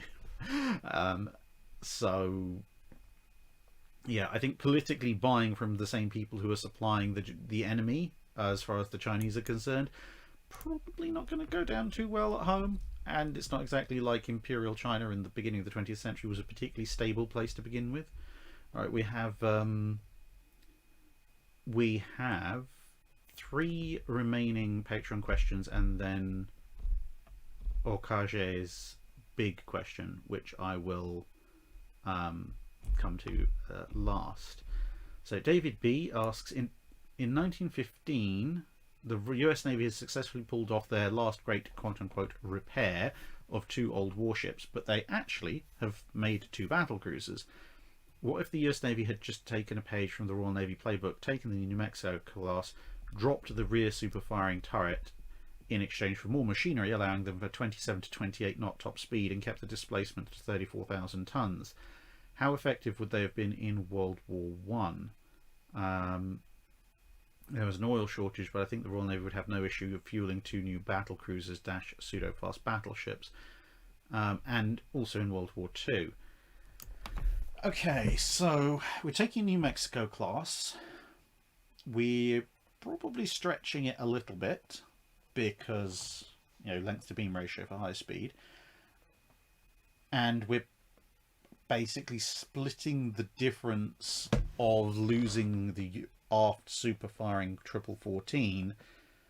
You know, some of that displacement is going into making the ship a little bit longer and the line's a bit finer, and some of that displacement is going into a bit more machinery and an extra funnel. So I now have a 28 knot 9 triple 14-inch battle cruiser that's either got the same armor as a standard class or has only been mildly shaved down from that. I mean, you've basically then invented the single most powerful battle cruiser of World War Two. Of World War One, sorry, because Hood's not completed till afterwards, and it's got 3 more guns than Renown and Repulse, and a lot more armor. It's got 4 more guns. Hang on, I've got 9 guns. Yeah, I've got 3 more guns than Renown and Repulse. I've got 1 more gun than Congo. I'm as fast, or nearly as fast as any other battle cruiser, depending on which one you're looking at, and I've got much better protection.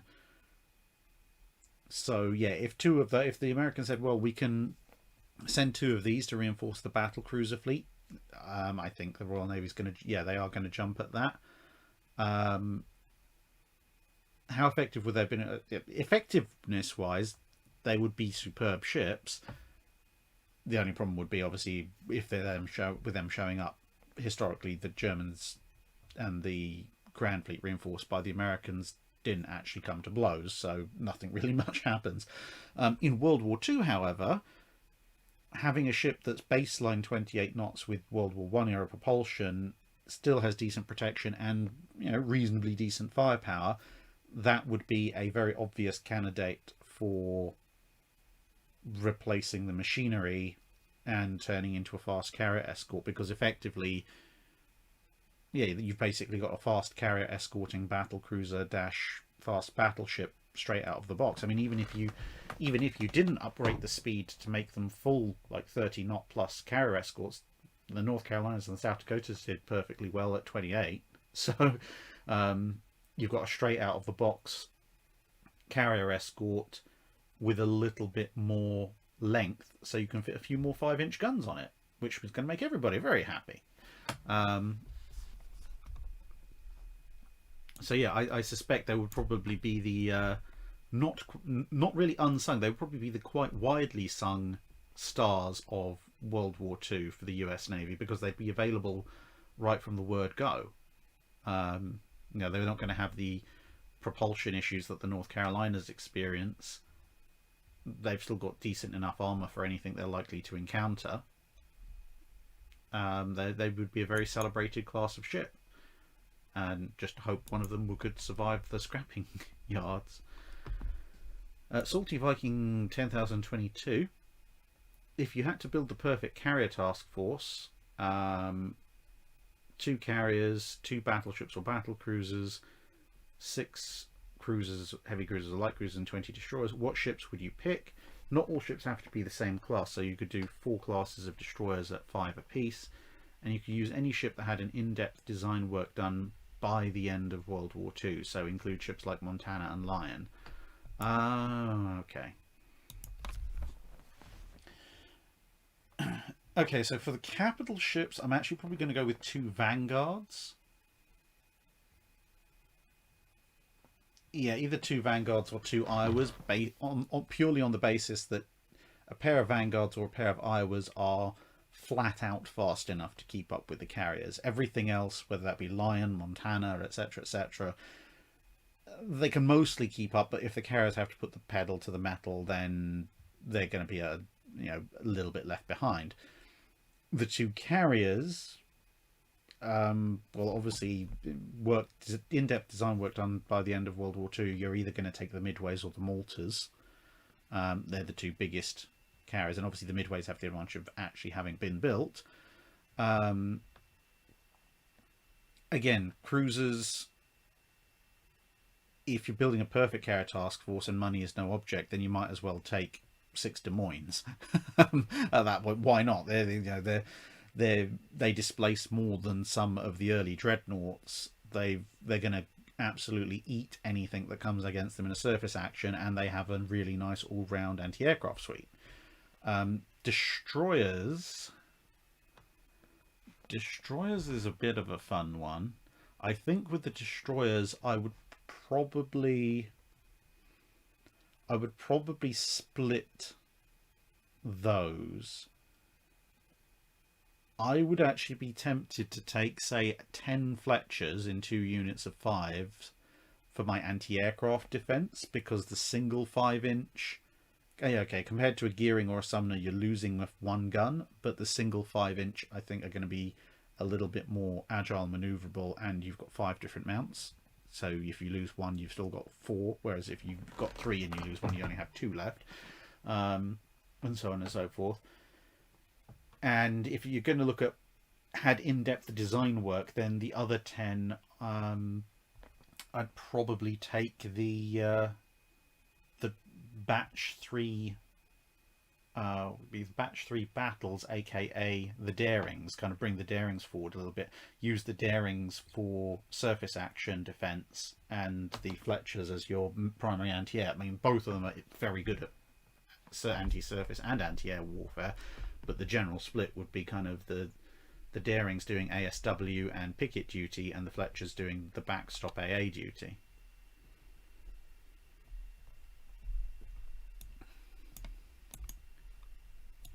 Daniel Silverthorne asks, what would have happened if the US and German fleets near Samar in the late 1880s had come to blows? Would the US Navy of the time have stood a chance against the German Navy of that time? I mean, the 2 quote-unquote fleets that were present were very small, relative, they were small colonial craft, all things told. So if they'd come to blows, it could have gone in any direction. I mean, yeah, there's numbers and gun advantages to be had looking at the 2 fleets in question, but the larger problem that you have with that is that because they are these small colonial craft, they basically have 0 protection. So you could have, one side, we've got more guns or we've got more ships, but 5 seconds later a couple of lucky hits and you don't have any. Or it could be that you leverage that advantage and you turn the other lot into a pile of smoking scrap iron within a few minutes, or you might end up just happily blazing away at each other from either side of the harbour for about an hour and not a lot happens at all. But would the US Navy at the time have stood a chance against the German Navy at the time? I mean, if you teleported the Samoa crisis era German Navy and US Navy into, you know, a perfect sphere and have them fight it out.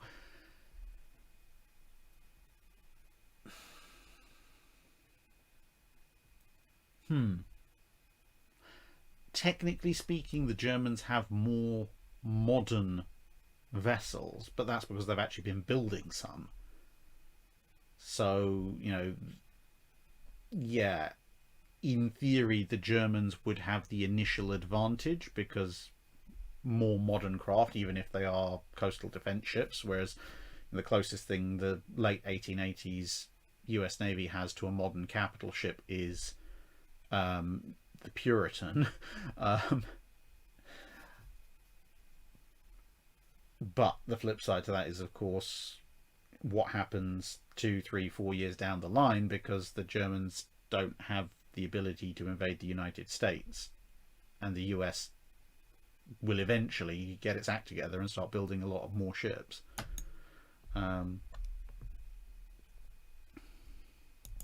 Right, so we're down to our last Patreon question, then we'll grab the super chats that have come in, and then it's on to everybody else down there in the chat generally.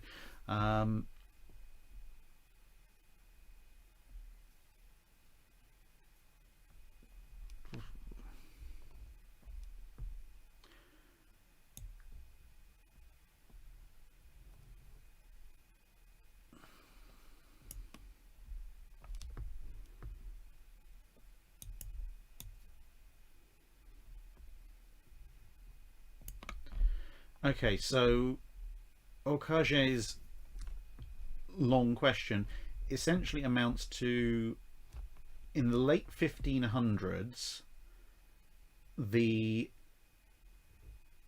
Japanese managed to resolve the Sengoku period earlier with help from Dutch and English allies,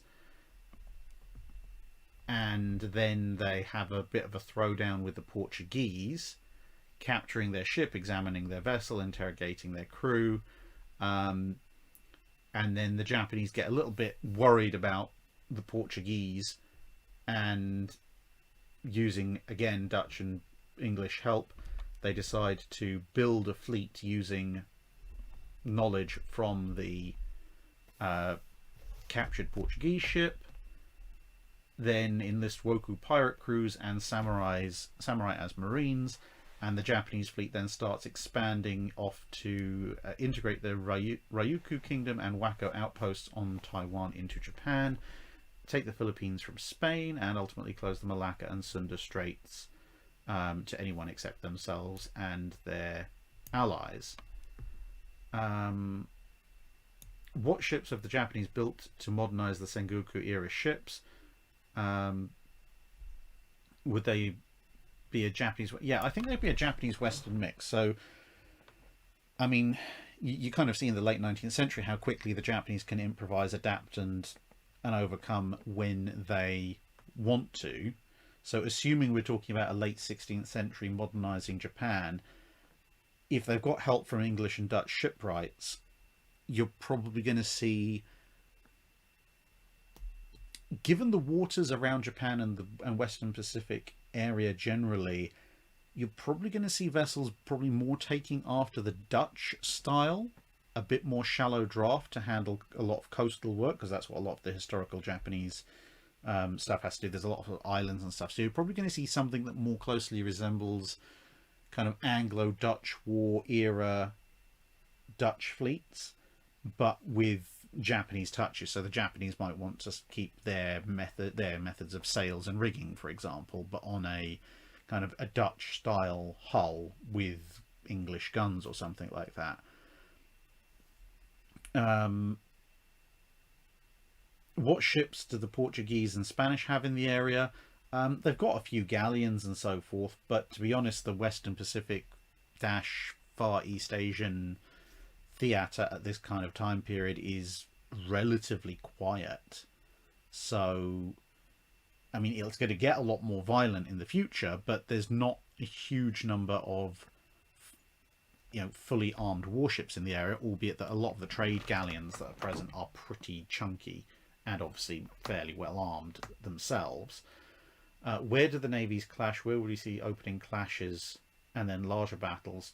I think initially, if the Japanese are arming up and modernizing and building their own fleet, the Portuguese and the Spanish are going to face something of a difficult problem, because if they commit large enough numbers of warships to somewhere which is months of sailing away, they're not going to get them back anytime soon if they need them for a crisis at home. So they can't actually afford to send too many ships in case the Dutch and English allies of the Japanese take advantage of that back in European waters.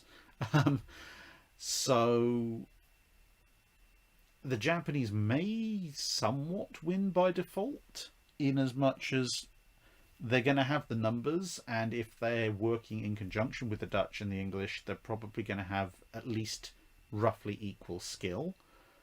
So they can probably just pick apart any Portuguese or Catholic Spain opposition simply by appearing, if there's, like, let's say half a dozen squadrons of Spanish or Portuguese warships, the Japanese can just show up with 5 times as many ships in one place, take out that squadron and move on to the next, and so on and so forth, because they're always going to have the home base advantage. And then it says, assuming that the Dutch and the British see the Japanese as a friendly trading partner who've managed to defeat the Portuguese and the Spanish, thus enabling Japanese trade vessels to arrive in Indian trading factories with large surpluses of tea and spices to sell in return for European knowledge, machines and guns, etc., how would they then respond to further Japanese expansion? Well, I mean, the late 16th century is a little bit premature for that kind of level of trade, although I suppose by the time they finish dealing with the Portuguese and the Spanish, you might be looking at you might at that point be looking at the 17th century, where it is actually a legitimate set of struggles. I mean, the Dutch and the English at this point, dash British once the Act of Union comes in, they're probably not going to be too fussed, as long as they can leverage help with the Japanese for trade concessions within the growing Japanese empire. They, as long as the Japanese are trading with them rather than also aiming at their trade factories, they're probably just looking at, well, it's a nice stable area, we just have to help them with some technology bits and pieces, and we get free access to this large area of trade which is now shut off to the Spanish and Portuguese, so we make a ton of extra money, so this is all great for us. If the Japanese then start looking, sort of eyeing up places like what will eventually be the Dutch East Indies or some of the British colonies in India with hungry eyes, they might start getting a bit more worried. But given that this is Japan, they'll probably end up going after China at some point and getting wonderfully tied down there, at which point they'll just be like, well, by the time you get to the late 17th and then into the 18th century, they're like, well, there's perpetual Sino-Japanese war going on again. And being the Dutch and the English will probably make money selling guns to both sides. Right, so that is all of the Patreon questions. How are we doing so far? 1 hour 48. That's not terrible compared to normal. Just make sure the phone's still set to silent. Yep. Oh, and got an alert. England are out and France are through in the World Cup. Ah.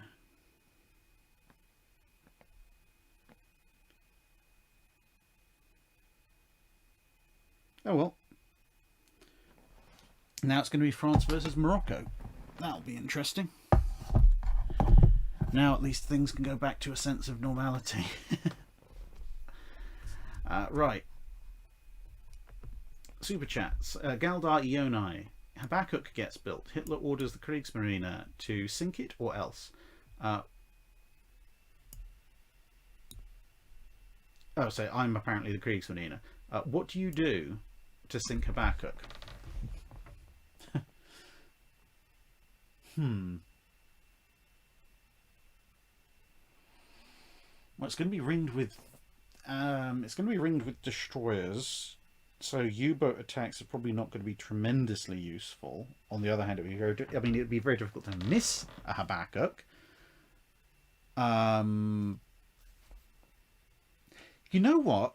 Given that Habakkuk's top speed is only about 4 knots, and given how large it is, I think actually, if I'm given a task to sink the Habakkuk, and I'm apparently the Kriegsmarine,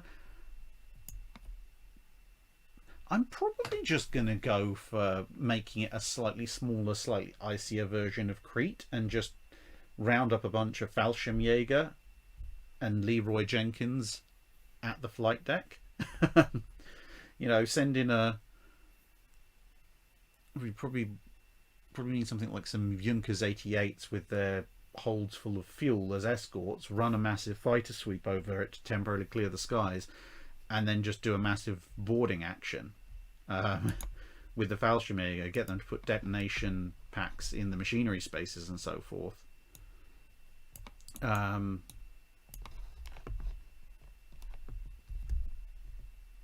Yeah, that would be my solution, because I'd be losing far too many U-boats if I tried to go after them conventionally at sea.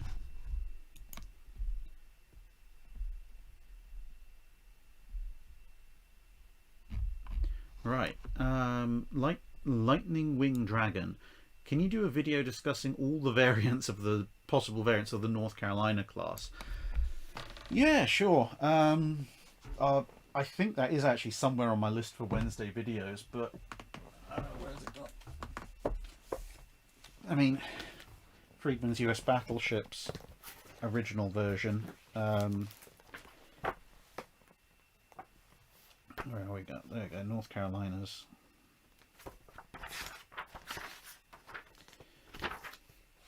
Yeah, so there's a lot. So you can see here's the battleship design table. So you've got A1, B, B1, C, C1, D, E, F, G, H. I skipped I.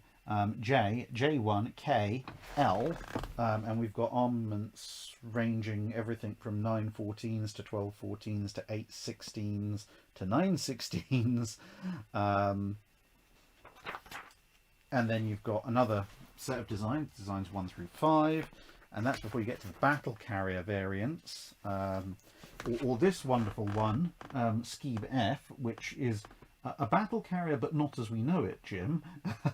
Whereas Scheme H, you see, is this kind of battle carrier aft, which vaguely recognisable as halfway towards sanity, and then Scheme F, which is a battleship carrier which has 2 quad turrets aft and then just a bunch of catapults forward, as if they've learned nothing from HMS Furious. It kind of goes on like this. And here's another set of tables for all the different variants. I think, you know, if I was... and another set. So yeah, there's definitely a video in there about the design variants of the North Carolina class, but to stop it just being a massive spam of statistics, it's going to have to be kind of probably summaries of each of the design stages as represented by those individual tables. Otherwise we'd be there for hours just going over the stat differences between those massive multiplicity of designs.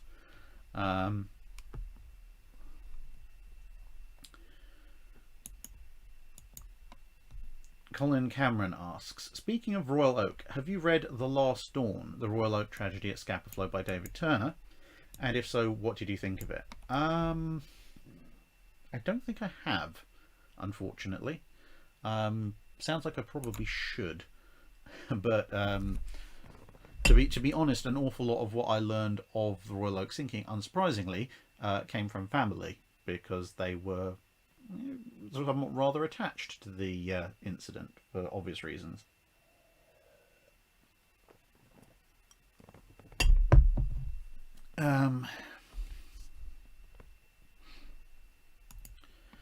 Sapper Ninja asks, Hi, Drake. I'm very hungover. Are you aware of the Woozle effect? And if so, what is your best naval woozle? If not, I hope you are having a nice evening. I don't offhand know what the Woozle effect is. Let me see if I somehow do know of it. Woozle effect. Oh, the Woozle effect, also known as evidence by citation, occurs when a source is widely cited for a claim it does not adequately support, giving said claim undeserved credibility.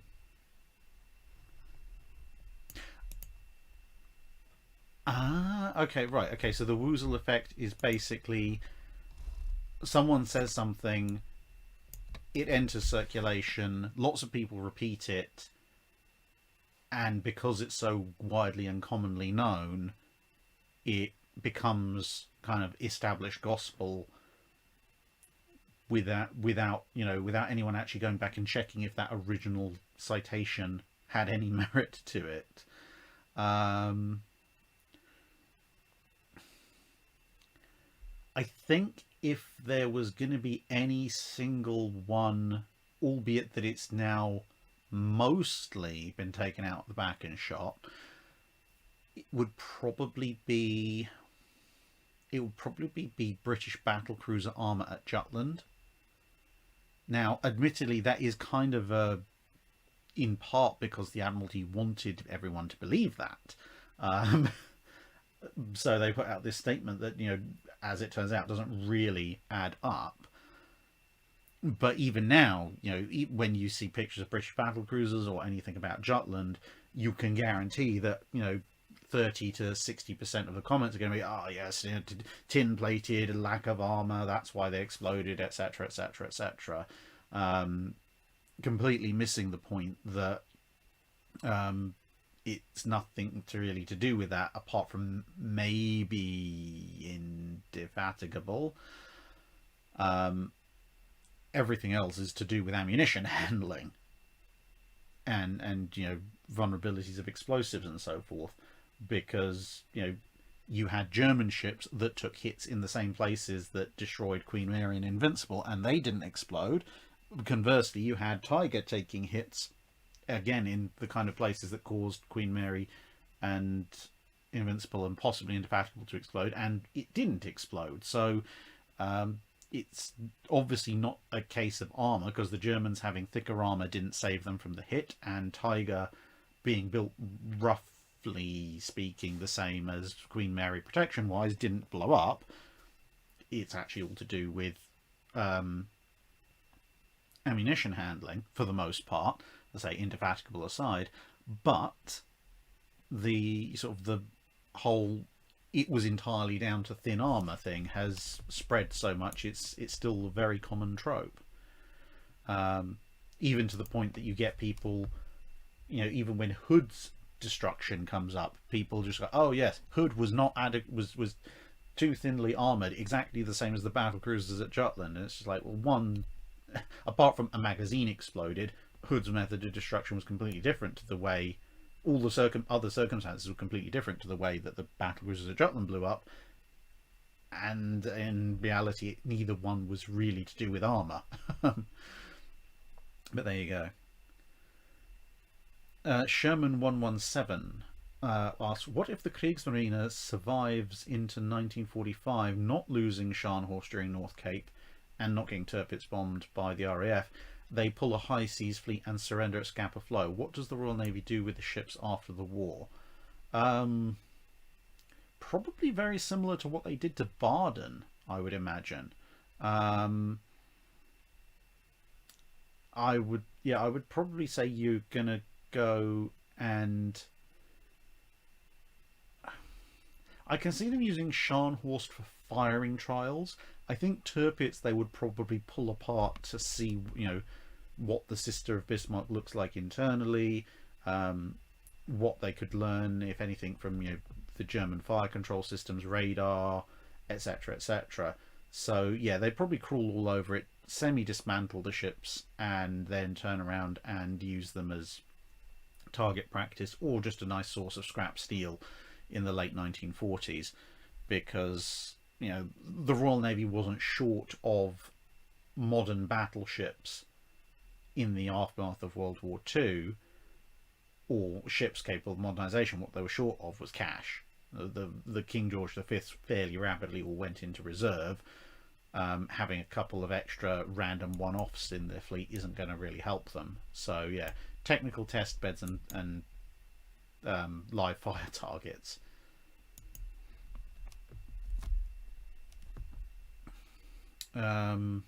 Yes, Sapper Ninja pointing out, yeah, what, they might end up at Crossroads, possibly, but then again, Crossroads was a mainly American operation. They might blow one up in a British test. I mean, there was a British nuclear test where I think they stuck the bomb inside a frigate, and used it as kind of the point source of the detonation. Actually, I can actually see someone doing that. If they had turpits around, they'd kind of semi-stripped it down for investigation and parts, and they're wondering what to do with it. There's the hole still around in the early 50s. I can see someone going, yeah, you know what, we're just going to stick an atomic bomb inside turpits and sail it off to a lagoon and just blow it across the landscape. I can actually legitimately see somebody in the Admiralty deciding to do that. Shazix, okay, I think this is in relation to the Harps thing. So he's now saying schnorkels in service of all major navies in 1936. What would the effects of everybody having the schnorkel be? Well, I mean, the Germans co-opted the schnorkel pretty quickly once they overran the Netherlands, so there's probably not going to be a huge effect other than U-boats are slightly harder to kill at the beginning of the war. From the German side of things, the French obviously are out of war pretty quickly. It would have quite the interesting effect in the Mediterranean, though, because, as I've said before, the Mediterranean submarines had some major issues with having to recharge on the surface and then even when they dived, trying to get deep enough to, not be seen very obviously from the air by attacking aircraft. Whereas if you have schnorkels on the Regia Marina and Royal Navy subs, then obviously they're going to be starting off underwater. They're going to be much harder to spot in the first place, and if someone does spot them and they spot the spotter in return, they've got this head start of where they are to get down deeper. So it probably means submarines become a lot more survivable in the Mediterranean. As far as, I mean, the Japanese sub-arm is the Japanese sub-arm. The Japanese rarely got caught out on the surface recharging, but then the Japanese submarine arm, generally speaking, wasn't really in massive contact with opposing anti-submarine warfare forces until towards the end of the war, at which point it's not going to help them much at all. Certainly in comparison to something like the Mediterranean or the Battle of the Atlantic. The US subs, well, when you think of the two videos I've done so far on the US Pacific submarine campaign, and the third one probably coming out in January or February, which will take us to the end of 1943.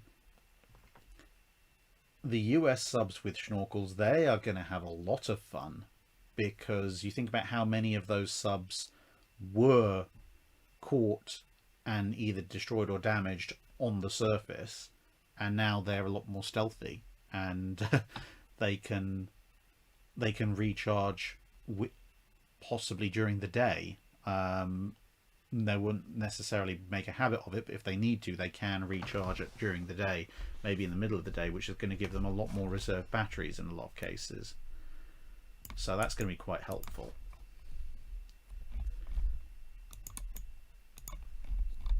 Right, just copying those across. Rebel Skvirl.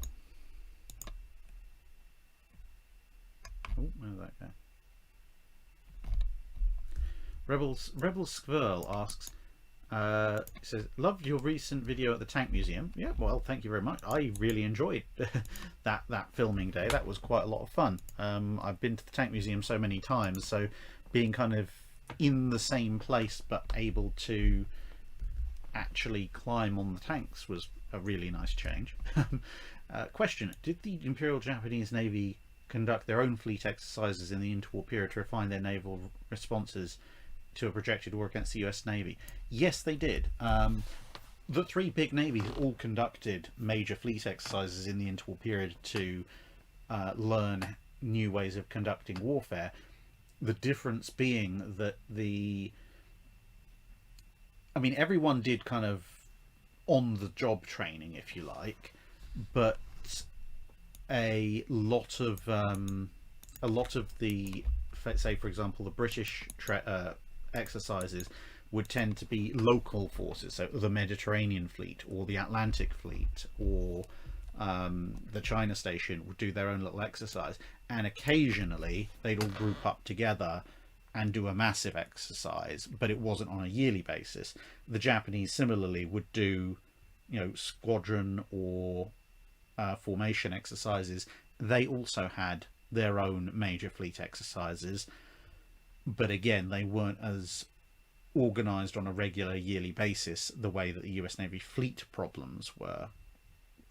So it's kind of the US fleet problems are kind of a level in and of themselves, in that they're near enough as makes no difference. You can guarantee they're going to be a lot of ships present, and they're going to be looking at some fairly major issues, and they're going to happen pretty much every year.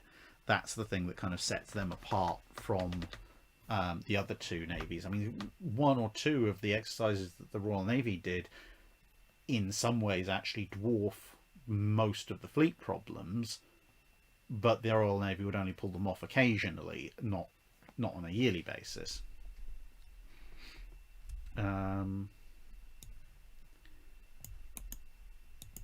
BR Class 47, hey.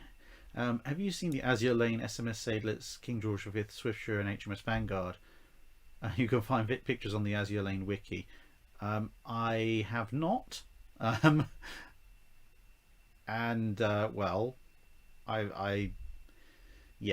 no, I haven't seen them. Also, why did the German Kriegsmarine stop naming their destroyers? It's more a question of why did they start. The Kaiserliche Marine, the World War I German Navy, didn't name its destroyers. They're all G, S, V, etc. And eventually they all it was all based on the yard that they were built in. Then they standardized on a single designation. When it came to the interwar period, and then obviously the 1930s, for a brief period of time you had the Germans building these fairly large destroyers, kind of contre-torpilier size almost, and at that point there was this argument that, well, whereas perhaps in World War One we'd been building lots and lots and lots of these, compared to everybody else's destroyers, smaller craft, now we're building upper end ships. They're quite chunky. They probably deserve a name. Can we please have a name? And yes, they named them all, and then they went back to just putting numbers back on them again. So yeah, they kind of they reverted to their old pattern, partly because they realized that actually they were going to run out of names with even for the Kriegsmarine's relatively small destroyer force. If they were going to name everything, they would start having issues with running out of names. And also there was also quite a bit of consideration of the morale impact. I mean, that's one of the reasons why the Deutschland was renamed Lützow, because Hitler didn't want a ship called Deutschland being sunk. But you have this problem of, if you name a bunch of your destroyers after various heroes of the Nazi government, and then a bunch of them get blown up, that's a bit embarrassing. And even if you're naming them after older, more overall German heroes, there's still the problem of destroyers of any nation have a fairly high attrition rate, so it can end up not looking particularly good, especially if you don't have a particularly large navy to start with. Um,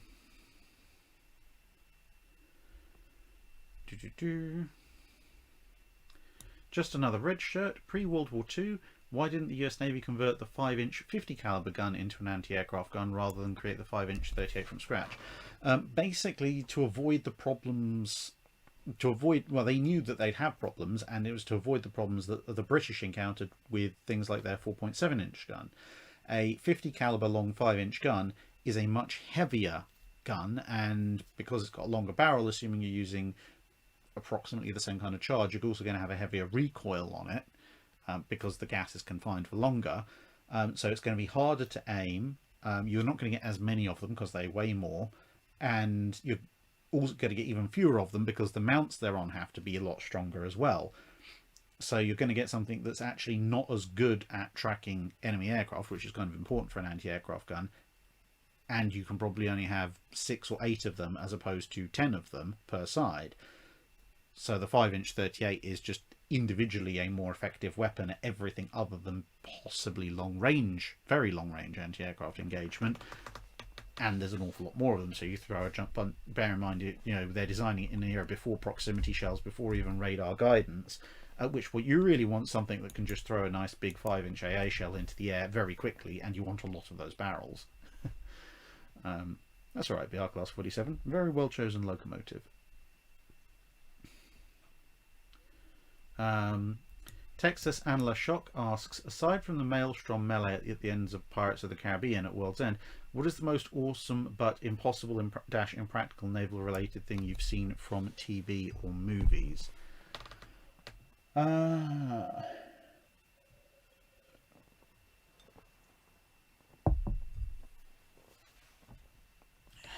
See, this runs into the issue of me not actually watching a huge amount of naval related stuff in TV or movies, partly because I just don't watch a tremendous amount of them to start with,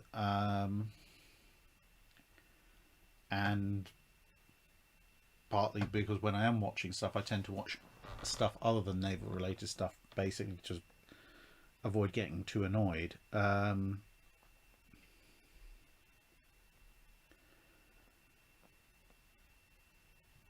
But I think if you're going to stretch the definition of naval stuff to just be big ships, awesome but otherwise probably impossible or impractical, I think I'd probably go with the little hammerhead corvette that could at the Battle of Scarif in Star Wars Rogue One, where it kind of it wedges itself into one of the cutouts in an Imperial Star Destroyer and pushes it offline into the other one.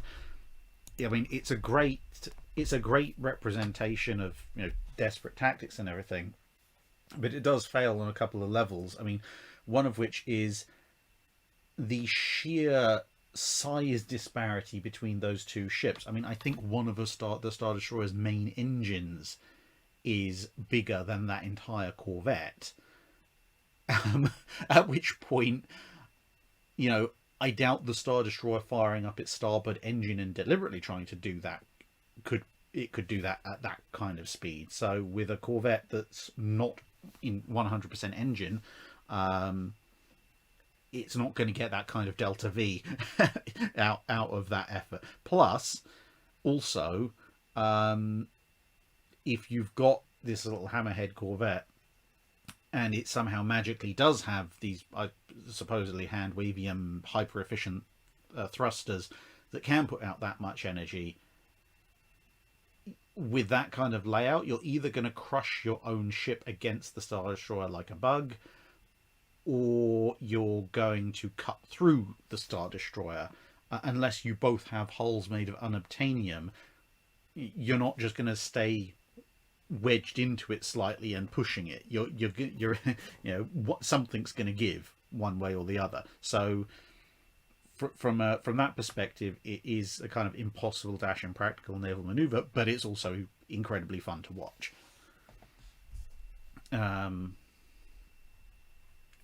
Ramal, we are getting to general chat questions. I'm just going through the super chats at the moment, so don't worry, we will get there.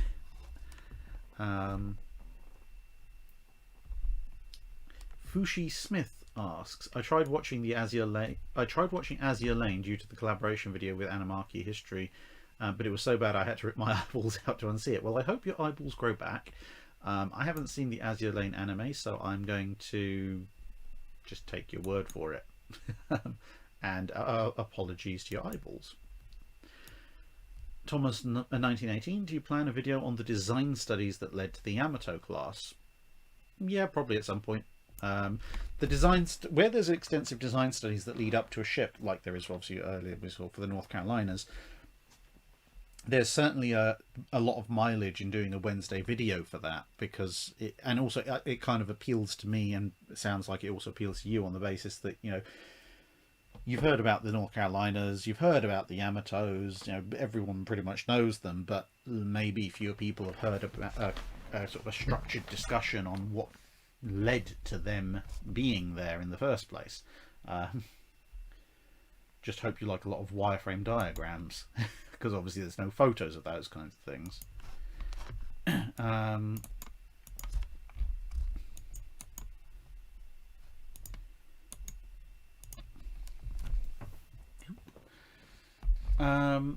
Stephen Meyer asks, a few live streams ago I asked about completing the Lexingtons as cargo vessels. Would this be cut out politically, or start a conversion arm race start for vessels with easy conversions?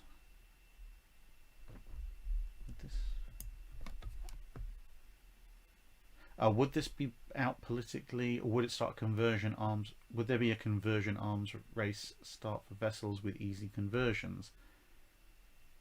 Okay. I think the gist of the question is, if the Lexingtons were completed as cargo vessels, would people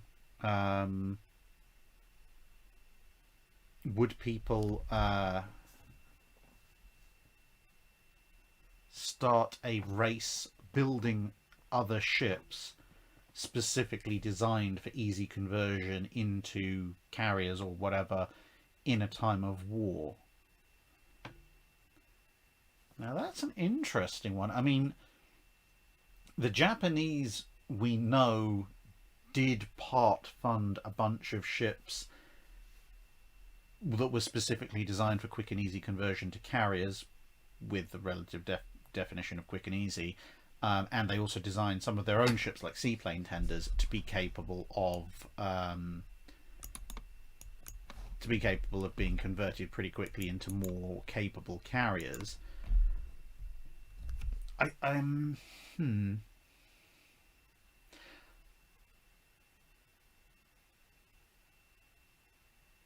Yeah, I think it might. I don't necessarily know if it would start an arms race as such, but if the states have gone and converted the Lexingtons into cargo ships, and obviously it's fairly obvious they would be easier to convert back into carriers compared to most. I mean, you look at the Japanese with Rugio, and the what was originally going to be a 10,000 ton carrier, because that came in a loophole of the Washington Naval Treaty. If it suddenly twigged to everyone that actually we can build cargo ships, ocean liners, etc., specifically with easy conversion built into them, then that I can see definitely the Japanese going for that as a way of bulking out their fleet suddenly in a time of war. The British government might be attracted to the idea as a cost-saving measure.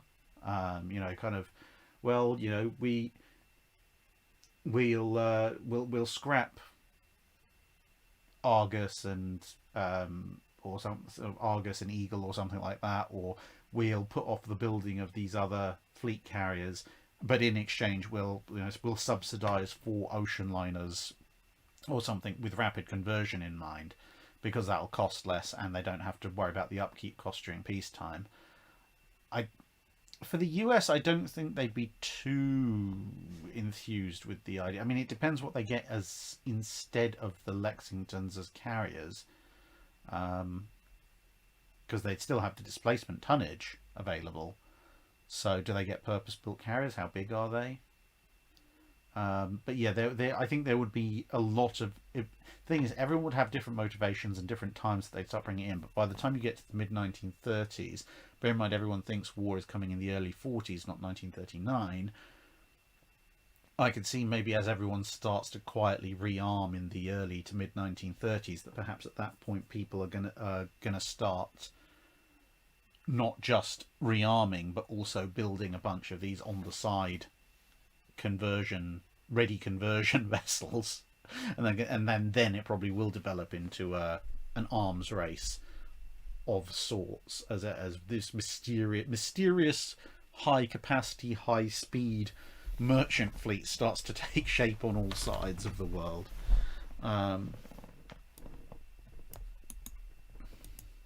Thomas, 1918. How many pre-dreadnoughts were still in service at the outbreak of World War II? Depends how you define in service. I mean, technically, the Germans had Schleswig-Holstein, and Schlesien. They were in active service. They were, fighting and shooting at people. The Greeks still had a couple of ex-US Navy pre-dreadnoughts,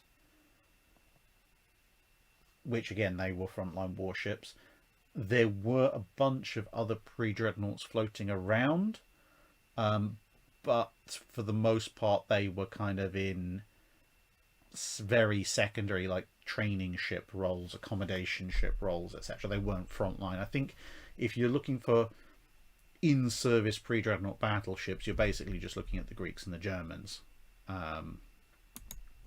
Everyone else has kind of deregulated them or scrapped them by that point. Thomas, 1918, also asks, how many battleships did Russia have during World War II, and what did they do? So they started out with the Ganguts, refitted in some cases, in various states of repair. So that would be technically 4. What did they do? Mostly got horribly battered by the Luftwaffe very early on. Sunk, burnt out, bombed, damaged, etc., etc. And then, I mean, October Revolution, I'm not even going to try the Russian pronunciation.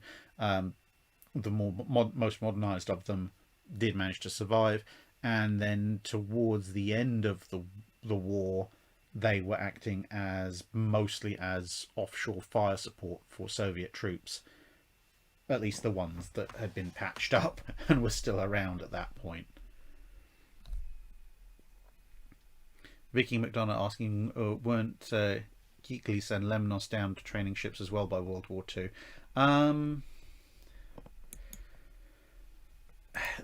They're still the kind of the biggest, meanest things the Greeks have, apart from Georgios Averov. So,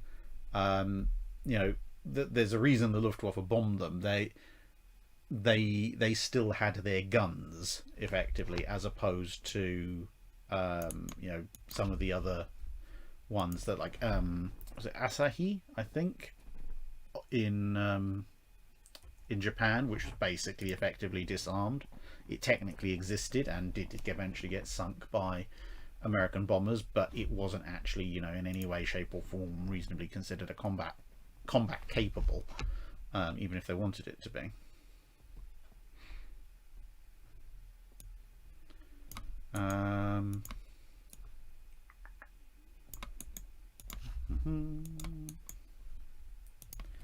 we go. Nosdormu 89. Why was only one U-boat sent to the Pacific, and what could the Pacific War look like if more U-boats had made it to the Pacific? Well, the Germans did send a few more U-boats, but generally U-boat presence in the Pacific was limited to the U-boats that were trying to transport goods to and from Japan, because the Japanese had a bunch of their own submarines. There were U-boats operating in the Indian Ocean, and eventually you would have a U-boat or two, depending on how you count it, because there were some U-boats that ended up in Japanese service, technically therefore are they still U-boats or are they Japanese subs, and so forth. But in terms of what could the Pacific War have looked like if more U-boats made it to the Pacific, it's not going to change all that much, to be honest. The Pacific is a very large theatre, so a Type 7 is not really the greatest boat to have in a Pacific war. The Type 9s, especially some of the later models, have probably got the range for it. But to be honest, any reasonable number of U-boats that make it to the Pacific are going to be a very, very small number of submarines scattered over a very, very wide area, until the Japanese start losing the war quite badly, at which point they're scattered over an increasingly smaller area, but at that point there's a huge amount of anti-submarine warfare coming their way. So the Germans needed as many U-boats as they could much closer to home to try and they were trying to knock Britain out of the war with the U-boat campaign. They didn't really have the resources to turn around and say, well, we're not quite managing to knock Britain out of the war, the country that's basically right next to us. But never mind, we're going to just stick a bunch of submarines on the other side of the planet and try and disrupt non-existent American trade routes in the Western Pacific.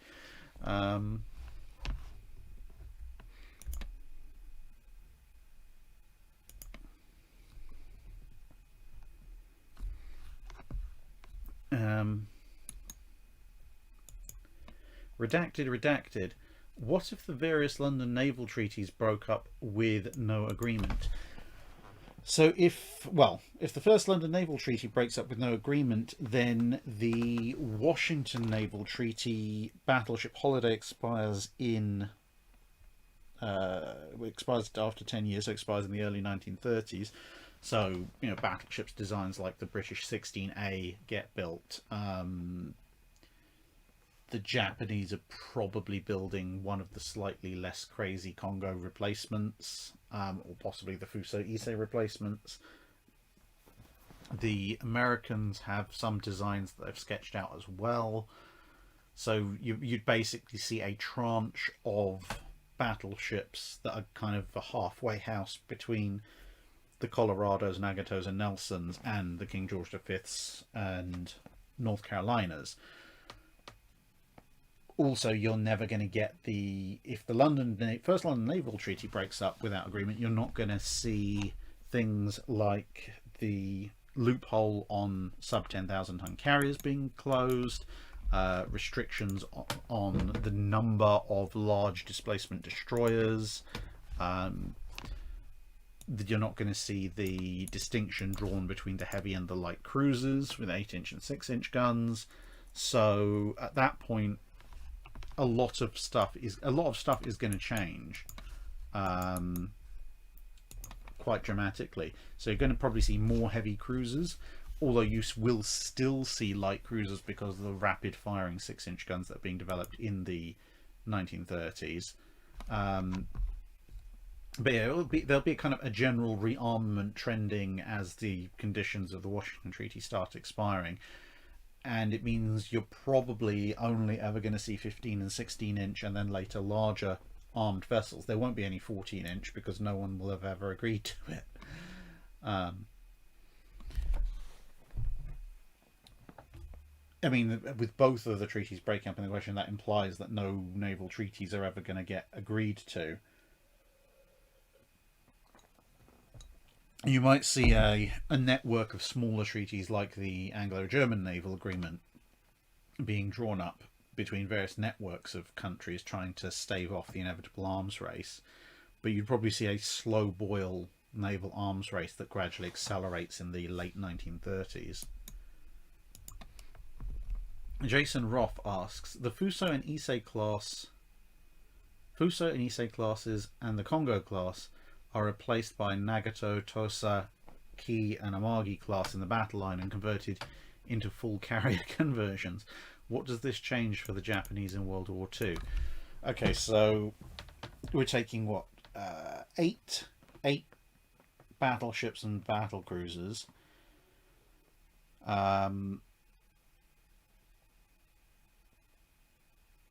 And we're getting basically four, approximately four additional Akagis, two additional Kagas, and whatever whatever a Nagato class carrier conversion would look like.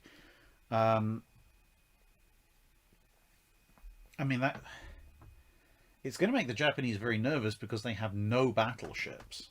So it depends when this is going to happen. Because if this is happening at the beginning of the interwar period, the Japanese are going to be frantically scrambling to replace their battle line because they would think, and rightly so, in the 1920s that any reasonable number of carriers are not going to stop a determined battle fleet. If this happens, 5 minutes before midnight at the turn from 1940 to 1941, they're probably going to be, well, I wouldn't say necessarily completely thrilled and over the moon because they probably still want the Congos around, but you've more than doubled the size of the Kido Butai and given them a bunch of pretty nice, capable carriers into the bargain. The main thing is going to be where all the pilots come from, because they're going to have to build an awful lot more Kates and Vals and Zeros and train an awful lot more pilots to stock them. But assuming maybe that the ships also magically have pilots and crew aboard, the Japanese are, well, they've got the Yamatos completing. That's the sum total of their battle line. But, well, as you kind of see, they weren't using the battle line all that much anyway, so they're just going to Leroy Jenkins around the Kido, but you probably have like the Kido Butai running in 2 or 3 major fleets at once, which is probably actually much worse for the Allies, because at that point the combined British and American carrier fleets aren't large enough to take on the Japanese until late 1943. Frank Spazzato asks, if Victory fired her broadsides, where do they land? Well, I think the portside broadside is, well, first it's going to tear through chunks of HMS Nelson, the Royal Navy base in Portsmouth, but assuming that that's not there, I mean, Victory's guns, for the most part, are shooting just above. I mean, obviously I can't, measure all the angles and everything like I do for the standard questions, but roughly speaking, at least the heaviest guns can shoot out to about 3 miles, probably a bit less than that because they're not as much as fully elevated as they can be. So apart from the obvious buildings that are right next to the port side of HMS Victory, without those in place, the cannonballs from the portside broadside are going to come down somewhere in northeastern Portsmouth, I would think. The starboard battery, again assuming that the buildings in the immediate area become magically see-through for cannonball purposes, are going to end up probably doing a lot of property destruction along the Gosport shoreline on the other side of the harbour, which is not going to amuse too many people. Thomas 1918, I've heard it's a lot of people over the years that said a full salvo of an Iowa class moves the ship sideways. I know that's not true, but how much force would it need to move such a ship sideways? It depends how far you want to move it sideways, because you've got to, I mean, yeah, how far and how fast. You'd have to run a lot of calculations for it. I think the Battleship New Jersey channel actually did run the maths at one point in one of their videos where they worked out how much the energy from the recoil of a full broadside was, and then translated that into how much that would actually theoretically, perfect cow, spherical cow in a vacuum style, would move the ship sideways, and the answer is not a tremendous amount. And then you factor in the resistance from the water that it's sitting in, it basically ends up being negligible. The main thing is, especially with something like an Iowa, is it's really long, so moving through the water bow first is relatively speaking easy, but it means you've got a huge surface area. So if you put force into the ship sideways, you're not just moving the 45, 55, 60,000 tons of Iowa sideways, depending on how heavily loaded it is. you're also having to move all the water that's on the other side out the way using what's effectively a blunt wall of steel. So yeah, I mean, if you want to move the ship an inch or two, that's one thing, but you know, in terms of total energy, you'd need to move it in any substantial amount. That's why you'd have, you know, multiple powerful tugs and things like that pushing. And even then, I suspect a strong wind would make that job rather interesting. So yeah, again, without, you know, sitting down and doing all the maths, I wouldn't be able to tell you to the exact joule, but you're going to need a lot of force and a lot of sustained force. You wouldn't. There's very few forces you could exert on an Iowa class to get it to move substantially sideways that you could exert very quickly that wouldn't also result in, you know, the partial destruction of the ship. You know, you're ramming it. It's like, yes, if you ram it with another Iowa, you'll probably get it to move sideways, but neither of them is coming out of that looking particularly good. Frank Spazzato asks, if the Pacific War begins in 1946 as the Japanese intended, because the US pulled out of the Philippines in 1945, what are the sizes of these navies? No wartime construction, just the arms race. Well, the US Navy is pretty much going to be the US Navy as it was, minus most of the war losses, depending on if the US ends up at war with Germany for some reason. Plus, you know, a few things like the Montanas getting built, and without war losses and repairs and so forth, you might have things like the Alaskas being finished earlier, Illinois and Kentucky being finished because the steel shortage might not be quite so acute, and so on and so forth. What the Japanese fleet would look like, you could kind of get some idea of what would happen if you looked at the Circle 5 and Circle 6 expansion programs, because those were what the Japanese were planning on running before the war intervened. So you'd have a mixed fleet of Taiho style and improved Taiho armored carriers, plus you know, Shikaku style derivative, larger, slightly more vulnerable but higher capacity carriers. Of course, you've got Shinano and whatever the other Yamato was going to be called, modified, the sort of slightly lighter armored but much better anti-aircraft armed modified Yamato designs. Theoretically, maybe, the A150s coming down the pipe. Various replacements for some of their older ships, especially their older capital ships. But the problem with the Circle 5 and Circle 6 programs is that they look really good and lethal on paper, but where exactly the Japanese were planning to find the shipyards for all of that is a little bit more nebulous, shall we say.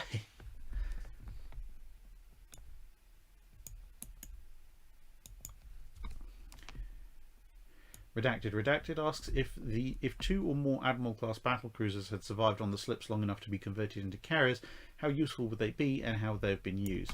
They would have been very useful because, I mean, you know, if you look at the displacement of an Admiral class battle cruiser, i.e. Hood, look at the displacement of a Lexington class battle cruiser, they're within shouting distance of each other, at which point you'd basically have the British Lexington effectively, which would be quite fun, because being British carrier conversions of at that point, the early 1920s, if you look at Courageous and Glorious, etc., you're probably going to have a Lexington-sized carrier with multiple flight decks forward until they get refitted later on.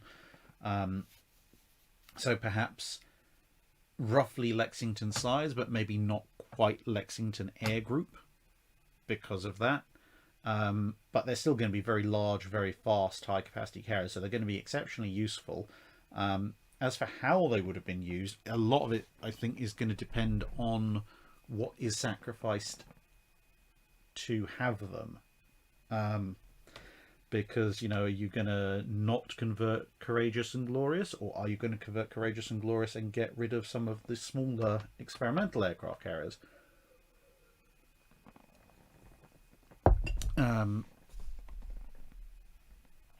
So you might end up with them being, in the Mediterranean fleet or assigned to the home fleet or something like that. But equally, you might have had them trying to operate solo off of Norway or hunting down U-boats and end up with the fate of the historical, Courageous and Glorious. So it could be anything between the two, which would be this is the problem with these very long range forecast type things, is that it's very difficult to fully appreciate the number of different variables. So you could have a hood converted carrier that sees out the entire war and is either only ever mildly damaged or is fairly easily patched, or you could have one blown out of the water within 2 weeks of the war starting. But assuming an approximate middle case, they would be, they'd probably see a similar use to USS Saratoga, basically. So probably Force H, then maybe some Arctic convoy escort duty. Without armoured flight decks, I doubt the Royal Navy would want to put them into the Mediterranean directly. Maybe one or both of them get sent to the Far East. Who knows?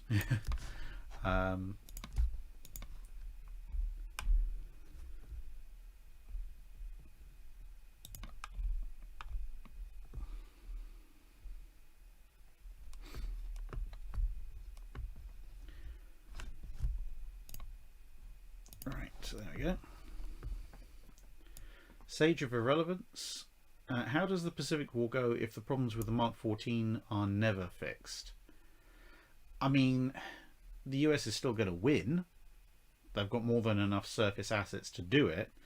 But I think if the Mark 14 is never fixed, either because Bjord refuses to do so or it's just got some kind of completely insurmountable problem, then, towards the mid to late part of 1943, you've got the Mark 18 coming in. Not that doesn't have its own laundry list of issues, but they're slightly less than the Mark 14. So they might just switch over to using Mark 18s. They might be forced to buy in foreign torpedoes if it's a case of we acknowledge those problems, but we, for whatever reason, can't fix them. But obviously the US submarine fleet is going to suffer quite a lot if they have permanently non-working Mark 14s. It's just a matter of exactly why is it not working that's going to influence, what is the solution? Do we just use a Mark 18? Do we develop an entirely new conventionally powered torpedo? Do we buy foreign, etc., etc., etc.?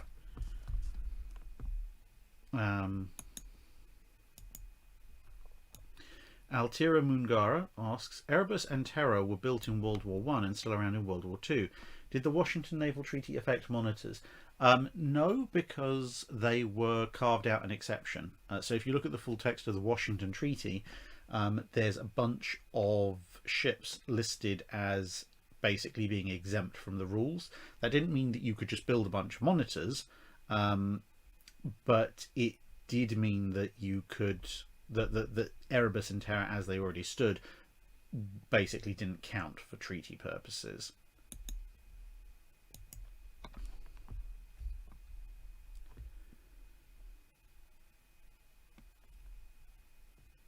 Thomas 1918. What happened to the Imperatrice Maria class of Russian dreadnoughts?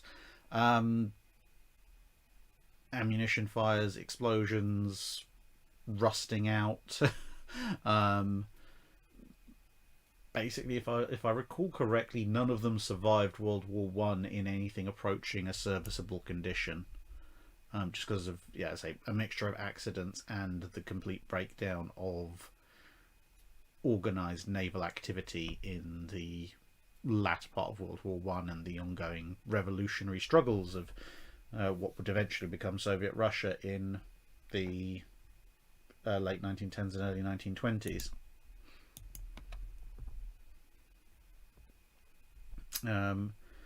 Cypher asks, looking to the future, what do you think a naval paradigm looks like in the next 20 to 40 years?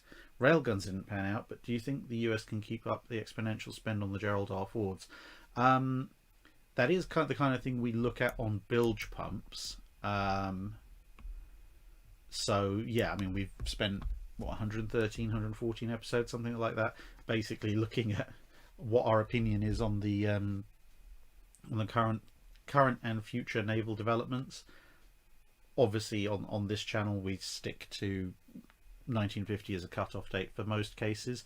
So effectively, I'd say, you know, go and see what a sampling of the Bilge Pumps podcast is like, because that's where I'm much happier putting my speculation and opinion on stuff that might be happening at the moment, as opposed to here, where I try and stick to something I can back up with evidence, hard case evidence. Because of course the problem is, a lot of the time, if you're looking to the future, there isn't any evidence because the future doesn't exist yet when it comes to naval stuff. And you know, even with current paradigm stuff, you can say this does this or this probably does this, but if you have the actual operational documents for an SM2 or a Sea Viper or whatever, for obvious reasons, you can't exactly show people generally. Redacted. What effects would the Essex-class carriers having the same power plant as an Iowa have? Bad ones, because the Essex hull is not designed to handle that amount of power, and obviously, if you're gonna, you know, stick another 62,000 horsepower into the hull, that means you have an awful lot more machinery. If you have an awful lot more machinery, that means you're burning fuel faster, which means you're shorter range, and unless you massively increase your oil bunkerage, but in either case, a lot of your lower hull is now full of oil and machinery, which means it's not full of things like aviation fuel and bombs and torpedoes and spare parts and crew, which overall diminishes the effectiveness of the Essex class, makes them, you know, shorter, slightly shorter legged, definitely shorter endurance in terms of air operations, but they can probably top 35 knots plus. So, you know, not the trade-off I would have made, to be honest. Thomas 1918 asks, what did German U-boats do when they got detected and bombarded with depth charges? Did they dive deeper and change course? And what was the best tactic to not get sunk? It depended a huge amount on what the captain of the U-boat, A, what experience he had, and B, what the exact situation was. Because if you are, if you're going around, you know, and you're being hunted by, let's say, a single converted World War One destroyer, you know, not the world's greatest turning circle, and probably not a huge supply of depth charges, then changing course and, yeah, maybe diving a little deeper, that might ensure your survival.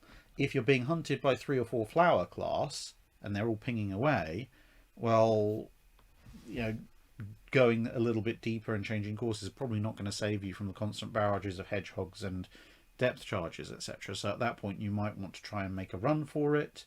And how you make a run for it, it's like, are you just evading the depth charges? Are you doubling back on the convoy? Are you just hightailing it out of there? You know, there's no one best tactic to not get sunk and evade a depth charge assault. Also depends on what's the depth of the water. You know, can you go down to near or on the seabed, or are you over a 3-mile deep trench in the Atlantic? So, you know, it's a hugely variable case of things. I mean, and you know, night? Is it day? How much battery do you have left? Do you have noisemakers, etc., etc.? All of these things will affect what kind of tactics you try to use, and the tactics varied constantly during the war because, thanks to things like the Western Approaches Tactical Unit, the Allies were constantly updating their anti-submarine warfare tactics. So a tactic that worked in summer 1942 might be suicide in spring 1943. Plus, of course, the U-boats themselves are getting more and more different capabilities. So towards the end of the war, you might counter-fire an acoustic homing torpedo. At the beginning of the war, you just don't have that option. So yeah, the best tactic to not get sunk was just not to get detected in the first place. But if your objective is to try and sneak past a bunch of anti-submarine warfare escort ships to attack what they're escorting, well, that kind of puts you at a great risk of being attacked.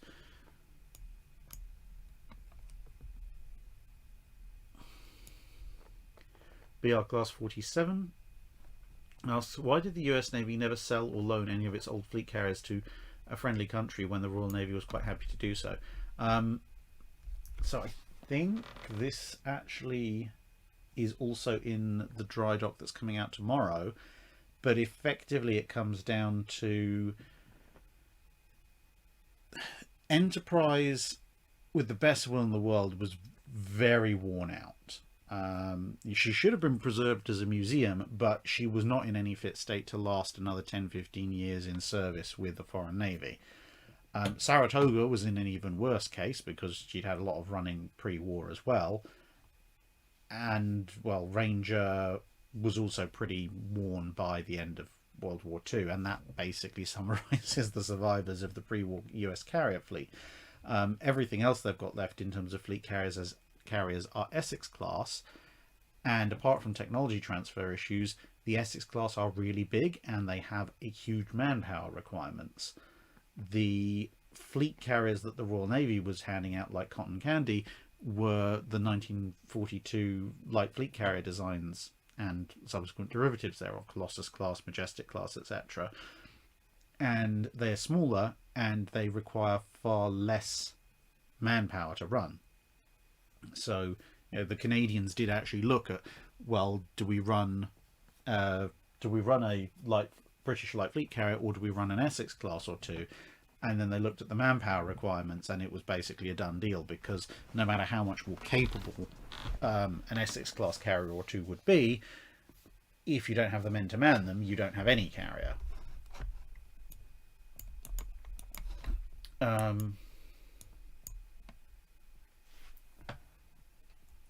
rid of that. Packer 910. If Germany switched to interrupted screw breaches, could you have added a third gun to Bismarck's turrets?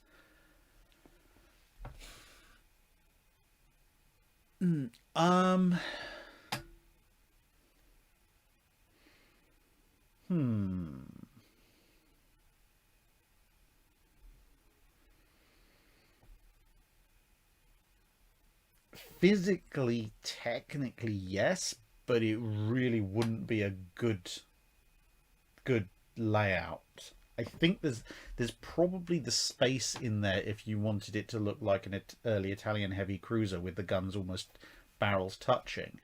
But yeah, it really would not be a comfortable or workable design.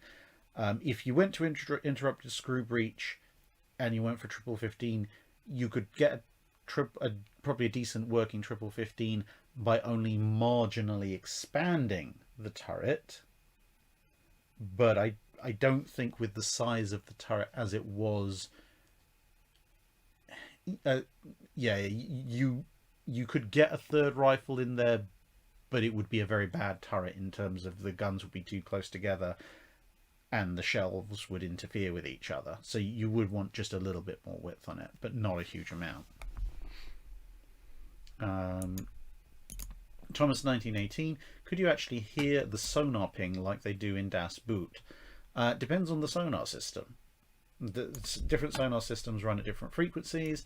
They have very different effects and sounds as well. So You know, are you going to constantly hear the, you know, bing, bing of sonar? Probably not, because it's not going to sound like that 99.9% of the time. Are you going to hear enemy sonar if the enemy goes active? Yeah. Sound travels really well through water. So yeah, you would hear something.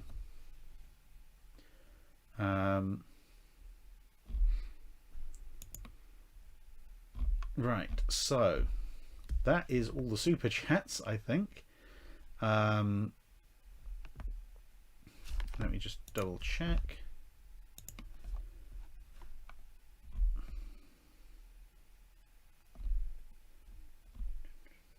Yeah, I think I've got them all.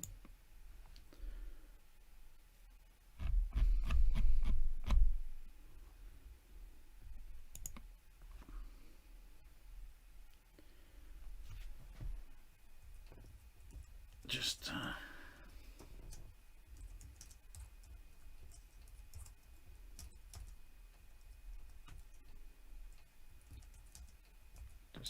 type that.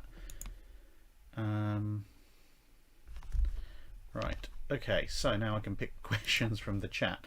It is currently 10:15 in the UK, so I think we can keep this going for, let's try and go for at least half an hour more.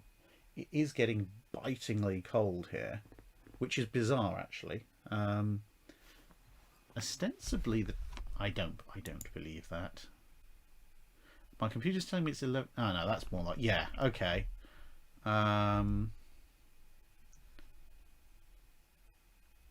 Yeah, it's -4 outside, -4 degrees Celsius. So this place is cooling down rather rapidly. I can put the heating on again, but as many of you probably know, that can be a very expensive proposition these days.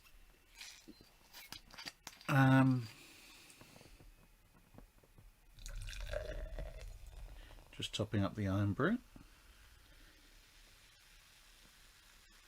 There we go. Okay, so yeah, that's probably the best thing to do, as we've done in previous live streams. We shall keep going until the iron brew runs out, and then my voice goes.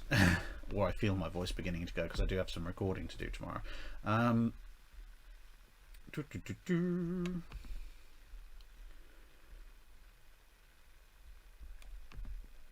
Sean Riley, how would you fix the Admiral Hippers within their existing tonnage and gun size? Would it have been better to build more Deutschlands? No, it wouldn't have been better to build more Deutschlands, because the Deutschlands can't run away from a lot of stuff, as Graf Zeppelin kind of proved. If I'm not allowed to change the tonnage of the Hippers, then, well, kind of similar with the Bismarck, switching over to interrupted screw breach would probably allow me to get a better, more efficient gun layout. Either have smaller turrets,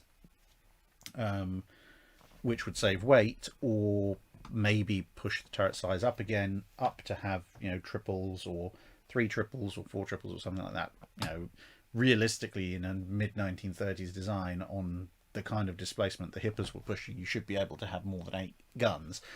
And again, very similar to what I would have done with the Bismarcks. Get a dual-purpose gun, a 127 or 128mm dual-purpose weapon, and stick that on. Because these Hippers have a huge, extensive, mixed anti-surface and anti-aircraft battery, but unify that around a single gun type, and you have a much better broadside in both cases.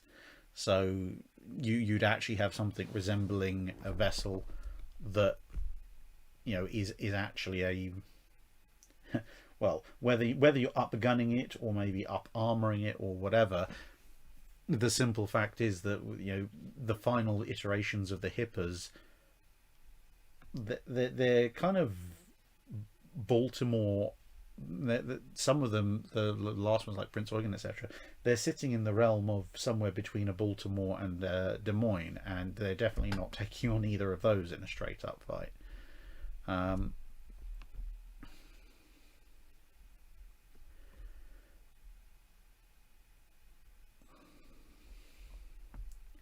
USS Grey Ghost, what about Mikasa? Did the Japanese ever think to reactivate her guns if the US did a land invasion? Not really much point, to be honest. I mean, I'm sure if the US had done a land invasion and the fighting had reached Mikasa, somebody would have installed themselves in Mikasa and used it as a strong point. Whether or not there would have been any merit in trying to reactivate any of the guns, I mean, ammunition, etc., would have been... If the US is in the middle of invading you and they've reached the point where Mikasa is locked in concrete, chances are you're probably not going to be able to find antique naval ammunition, even assuming the guns do work. So it will probably just be a a slightly odd steel strong point with a bunch of conventional 1940s field artillery stuck in and on it.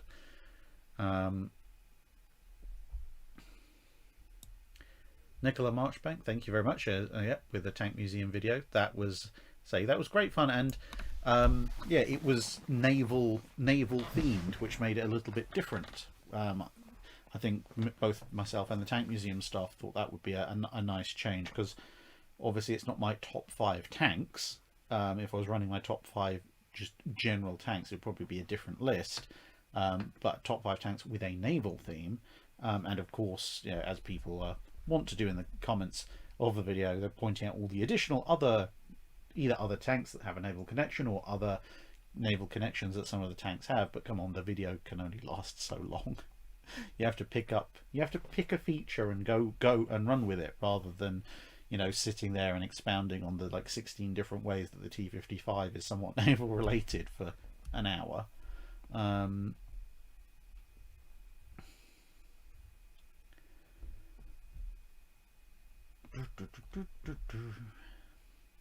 Ramal asks, what if the US detected Mikawa's force and defeated them during the Savo Island battle? Would the US Navy maintain their naval presence around Guadalcanal in August 1942 all the way to the end?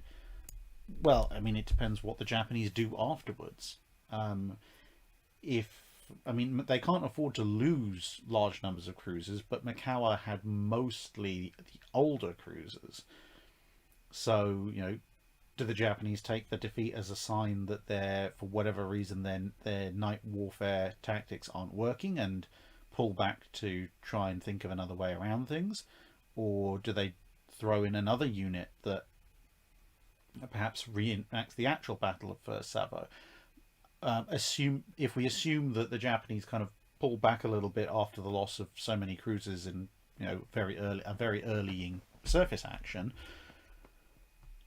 the Japanese still have carriers, they still have aircraft based at Rabaul, but the US Navy, for the most part, as long as they hold Henderson Field, already has control of the skies and therefore control of the seas during the day. And without the Japanese, having an immediate contending force, I don't think they might necessarily maintain a night naval presence around Guadalcanal all the way to the end of the campaign, because I'm pretty sure at some point the Japanese will come back to contest that again, and they may or may not succeed in that, at least for the nighttime stuff. But it certainly would buy the US a lot of breathing room in the initial sort of weeks thereafter. Knight 6831, what improvements did the Dreyer fire control table Mark V have over the World War I and pre-World War I editions? That's a huge question that really needs a kind of a Wednesday video, or possibly even a series of Wednesday videos, because you've got the Admiralty fire control table by World War II, but as you're stepping back through the various iterations of fire control tables in the Royal Navy, this is the electromechanical computer that is the heart of the fire control directors. A Dreyer table Mark I, or a Dreyer table Mark II, or a Dreyer table Mark III, they're all very different systems with different amounts of capabilities, and slightly confusingly, somewhat similar to British World War II radar designations, sometimes the better table is not necessarily the next sequential one in the list numerically. But they have all sort. it really would need a Wednesday video, because if you look at a Mark V table compared with the original, like the first one that's fitted to any considerable number of British warships, it's going to have all sorts of extra variations in there, allowing for more sensitive inputs of environmental conditions to more aggressive manoeuvres by both yourself and the opponent. Whereas compared to one that's one generation behind, it's going to have incremental improvements rather than complete wholesale. This is just superior in every way, shape, or form. But good idea for a for a later video on the subject. Or if you can't wait for that and you want to go and have a look at a lot of extremely complicated diagrams, the Dreadnought Project website has a lot of information about dry fire control tables, which is very useful to read.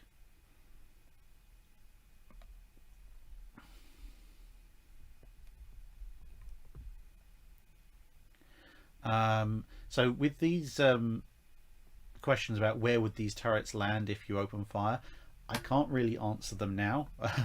For one thing, obviously I'm operating off of a laptop in my library, not my main computer downstairs. For a second thing, I don't think anyone wants to just watch me quietly click my way through various protractors and angle measuring and gun table lookups and Google Maps measurements, etc. for 10 minutes while I try and work out where the gun will land. I mean, if you want that question to be answered, I'm happy to stick it in a sort of full dry dock at some point, but I can't really answer it right now, because right now we would either be let's say 10-15 minutes of boring calculation or just wild mass guessing.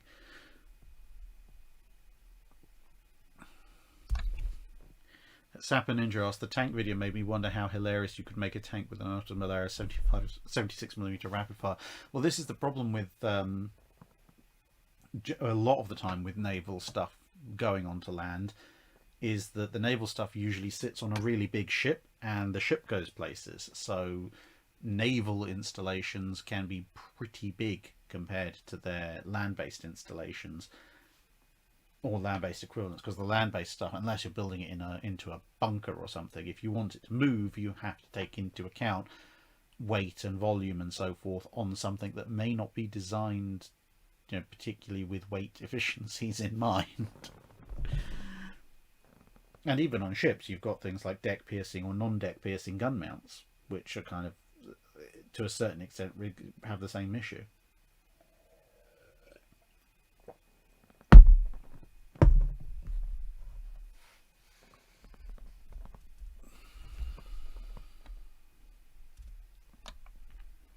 Frank Spazzato asks, if the US Navy and the Japanese Navy fought one more time in late December 42, who might win the battle? Your choice of CV or surface action. Real life remaining forces, the Americans have 2 carriers, 3 battleships, 2 heavy cruisers, 5 light cruisers, 2 anti-aircraft light cruisers. The Japanese have 3 carriers, 2 battleships, 8 heavy cruisers and 10 light cruisers. Well, I mean, in a surface action, the Japanese just have more surface combat vessels, especially considering practically every Japanese surface combat vessel is armed with a long lance. So if you had another night battle of Guadalcanal, Mark III, if everyone's throwing everything they have into Iron Bottom Sound, in theory the Japanese have the numbers to pull it off. Of course, by December 1942, US night fighting doctrine, use of radar, etc., has advanced leaps and bounds compared to where it was in August or September. It's still not, as good as it's going to get, but it is a bit of a leveler. But at the same time, close night actions are a fair leveler themselves. You might end up with a short-range battleship gunfight that really goes the US's way because they're using radar to get the drop, or you might have a couple of destroyers that manage to hide in the radar scatter of Savo Island who managed to drop 15 long lances into the American battleships, or everything in between. Carrier-wise, though, a carrier action in December 42, I think the US is going to win. Not that either of the US carriers is in any way, shape, or form a spring chicken, but they've still got relatively powerful air groups, and they can call on, Henderson Field's aircraft and various other aircraft for support. Whereas the Japanese air formations on their carriers are really on a little bit on the end of a very, very, very long string, and they've taken some rather horrific losses and will probably continue to do so to US anti-aircraft fire.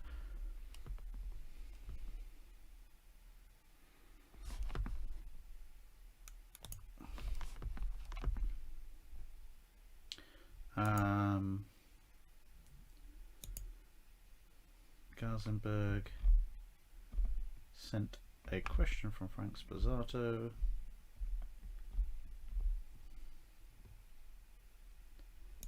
Pacific War in 46 one, I answered that. Victory fired her broadsides, I answered that one. And that one I just answered as well. So yeah, I think I've got them all.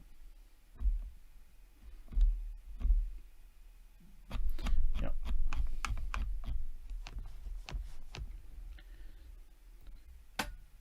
Knight 6831, where would the Royal Navy be with having to expend huge amounts of money?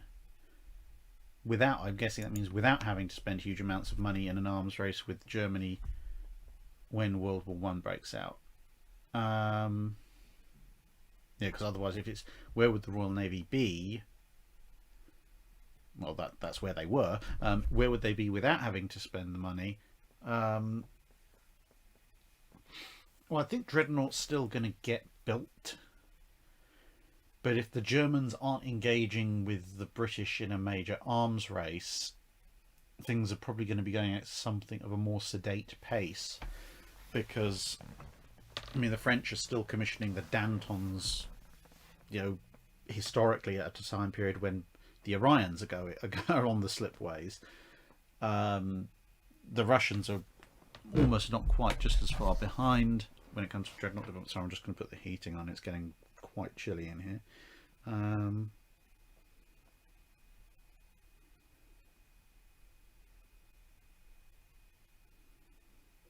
There we go.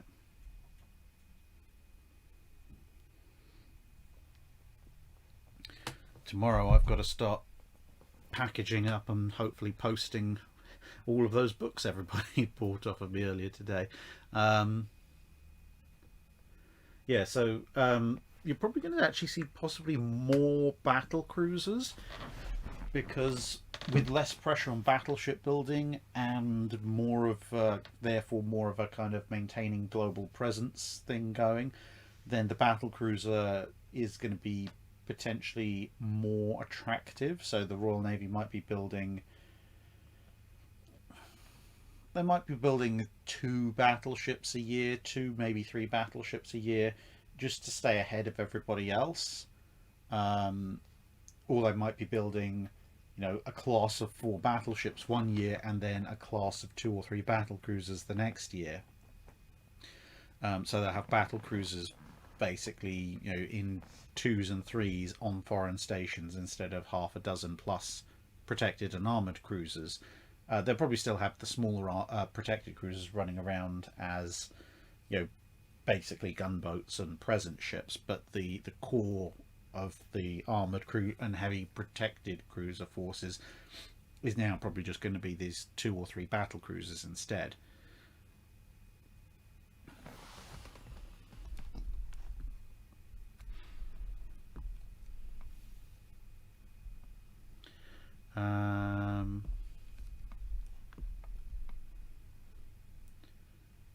Ramal asks, if the US enters the war in 1940 in the Mediterranean and the Atlantic, would the US have constructed more battleships, or is it possible for them to complete at least 2 Montanas instead of more carriers? Oh wow, that's a skip and a half.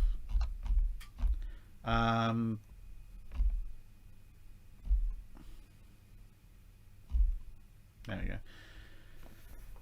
Is it possible for them to complete at least...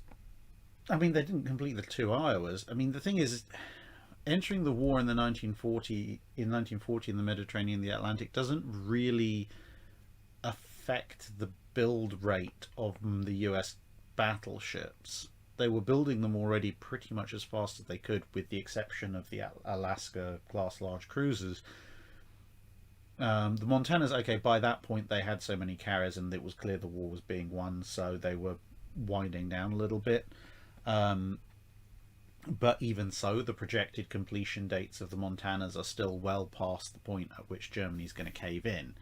So with potentially with slightly more present battleship threat initially, because in 1940 you've got Scharnhorst running around and the Americans don't have any capital ships capable of catching them, you might see a bit more drive to complete Illinois and Kentucky, but I think that's probably about as far as it's going to go.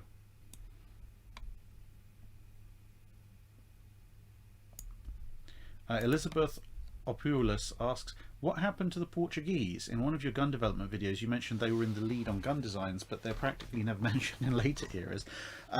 Spain happened to them, basically. Something that my ancestors down in Bolivia share with the Portuguese is the Spanish happened. They took over Portugal for a bit. And, so when the Spanish Armada heads up to England, a chunk of those ships, and including some of the combat vessels, are actually ex-Portuguese vessels. And that's something that Portugal, apart from the fact, obviously, Portugal has this slight problem in that they are, relatively speaking, a small country on the scale of countries like Spain and France.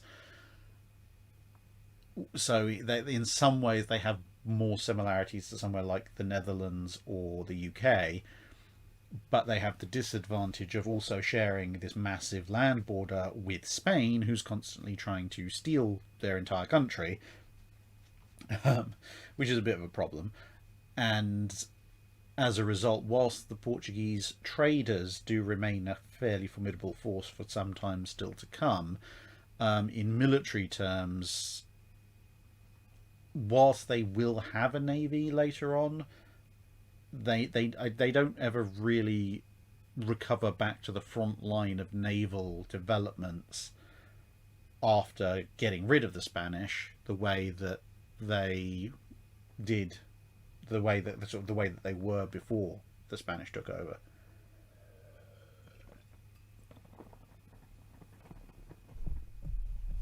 Grey Ghost asks,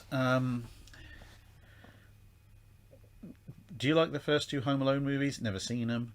What time period would you say the Black Pearl was built in if she was real? In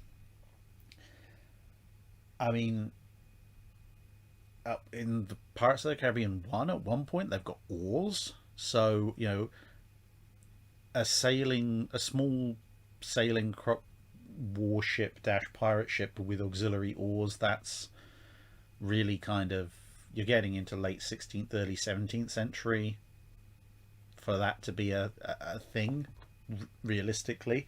But of course, the movie generally is, at least if you look at the Interceptor and the Endeavour, etc., is more set in the 18th century. So, mind you, I suppose given that the Pearl was supposed to have been a kind of a merchant trader ship that was sunk and then refloated, it being a slightly older design isn't necessarily all that out there.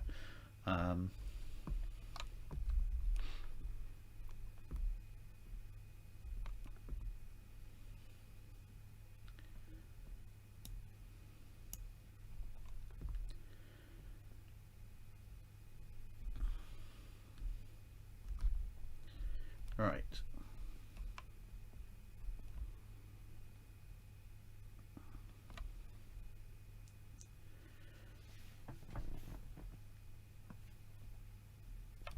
M-Line Productions asks, something I've wondered for quite a while, how much weight is actually added by putting an aircraft catapult on a turret, like many battleships had in the interwar period? Not a huge amount, to be perfectly honest. because, the aircraft of the time is not going to weigh a tremendous amount, a few tons at most, and the catapult again is a few tons, so you're not talking much more than a dozen tons or so, and you're talking, a dozen tons on a turret where each of the guns weighs an order of magnitude more than that, let alone the armor for the turret and all the internal mechanisms and so on and so forth. So I mean, there's some additional weight, but it's not going to be for a basic biplane and catapult setup. It's not going to be anything that's going to really stress the turret structurally or load wise. I mean, the turret will be facing considerably more forces just from being itself when the ship kind of hits a heavy wave and inertia when the turret wants to keep going down and the ship's going back up again.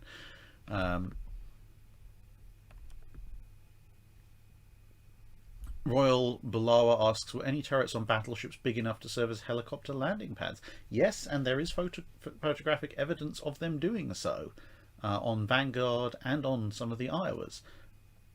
Admittedly, it depends on what size of helicopter you're using, early 1950s helicopters being somewhat smaller than modern ones, and how good your pilot is. You're not, well, actually I was going to say you're not going to land a Chinook on a battleship's turret, but then again, technically speaking, they have managed to land a part of a Chinook on a ridge in the middle of Afghanistan, so I suppose you could at least get the back wheels down.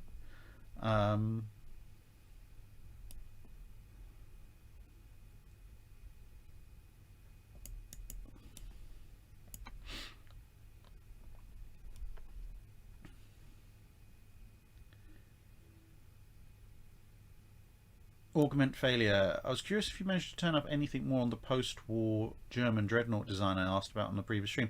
Was that the one with the semi-pyramidal 12-inch? Augment, if you drop me an email, I think it's probably the best way of going about it. I should be able to pull that together. The one problem is if I'm remembering the question correctly and the ship correctly, then yes, I do have a bit more information about it, but it's all down on my PC downstairs, not on my laptop up here, which is basically my optimistic writing device if I'm on an overseas trip. Not although I've carted it halfway around the planet several times, and I think I've only used it 3 or 4 times for actually writing stuff while I've been abroad. But other than that, it is basically just my streaming setup now, because I can do it up here in the library, which is a better setting, and also means I'm not disturbing people downstairs. Well, I say people, I'm not disturbing Mrs. Drag.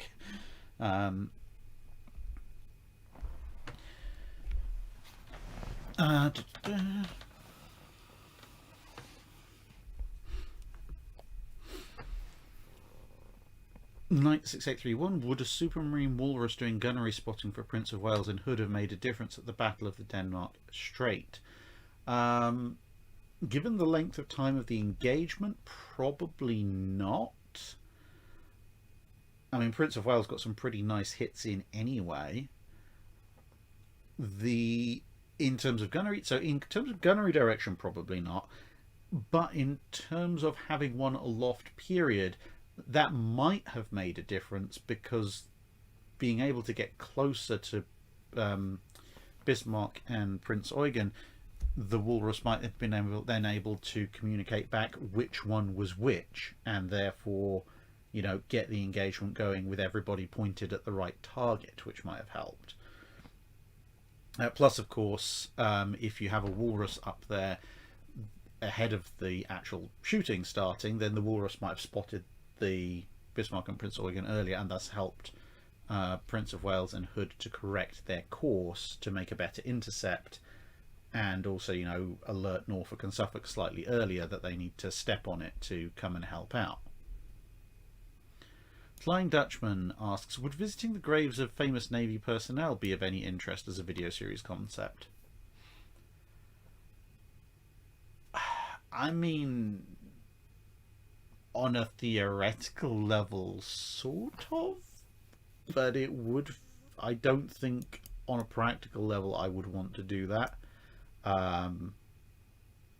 It would feel a bit ghoulish, to be honest. It's like, here I am standing in a gravesite, and I'm not a goth. And now we're going to stand near to what is, 6 foot under is a dead person and talk about them. No, I don't think that would really work, unfortunately. I mean, I did get an opportunity to see some of the graves of various famous US admirals at Annapolis when I was in the States in April.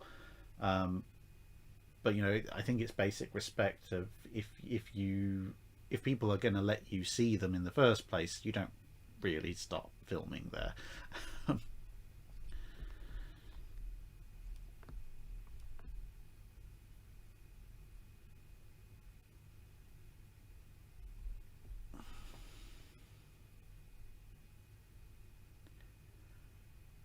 BR47 says, some snow around the UK right now. Oh, it does say -5 and snowing. I'm just going to double check that.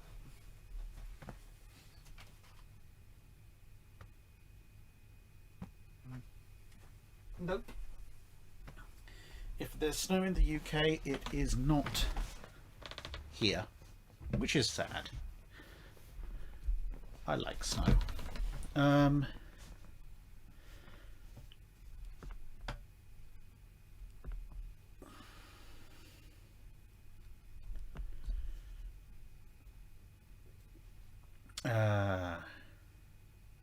Vicky, I am afraid I've completely forgotten. I know you did tell me at one point how to pronounce your name. Would you mind emailing me that so that I can make a note of it and have it up on the side in future for future live streams? The problem is I had a classmate back when I was in high school who had a surname spelled exactly the same, and his name was, he pronounced it McDonough. So as soon as I see it, I'm like, oh yeah, that's McDonough. But for some reason, something in my head is saying that's not the right way of saying it, in which case I apologise. But in any case, your question, how did the Brandenburgs 11-inch 35 and 40s use bag charges with a sliding breech block without leakage? Well, when you have the Krupp style sliding breech blocks, there's two things to bear in mind. One of which is that even with those guns, you're still using bagged charges for the most part. You with most sliding breech block guns, unless it's small enough that you can fit everything into just a brass case. But if you're talking about the big guns, you're going to be using bagged charges for most of the charge being built up, and you only need the brass case for the last bit to provide the gun seal, and then obviously off it goes. The other alternative, depending on the breech block design, if you have a breech block design that only uses bag charges, is just very, very, very tight tolerances on the breeches, but then you need more mechanical assistance to get them closed. Sorry, I'm beginning to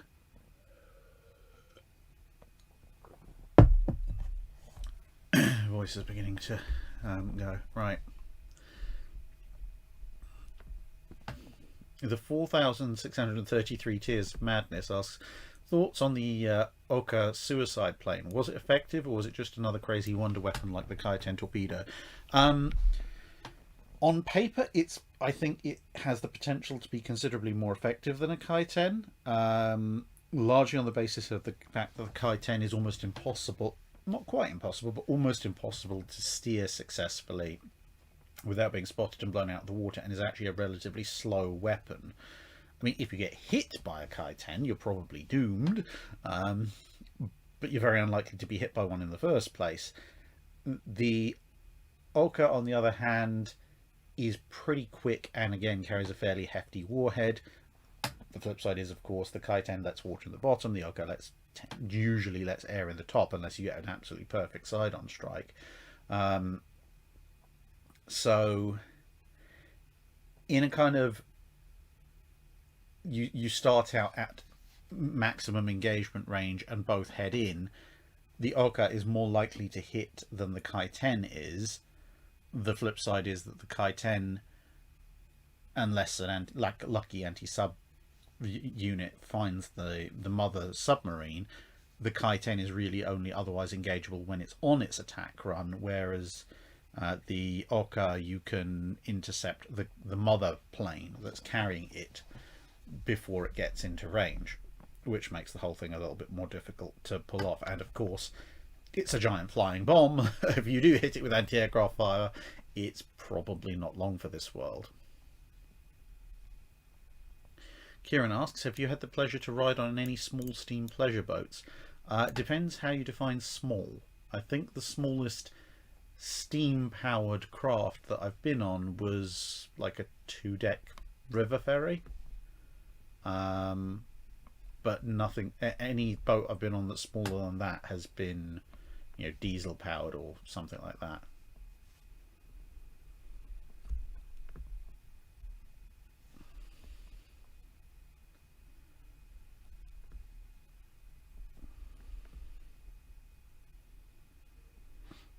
Royal Belower asks, could one build a sensible Deutschland, or is that a Scharnhorst?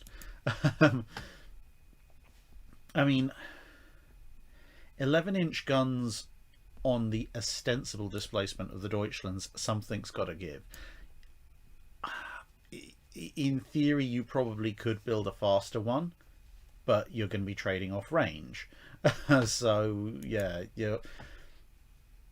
there's a reason that people were struggling to get, balanced treaty cruisers out of 10,000 tons and occasionally a little bit more when they were, using 8-inch guns, let alone 11-inch. So you can build a sensible Deutschland, as in if you want a heavy cruiser with 11-inch guns to act as a commerce raider, but you're going to need a considerably larger hull. So you don't necessarily need to go full Scharnhorst, but you are going to be pushing like 15 to 20,000 tons to get, if you've got the core armament of 2 triple 11-inch turrets. I think given the technology of the time, you're going to be pushing 15-20,000 tons to get a fully balanced design out of it for commerce raiding.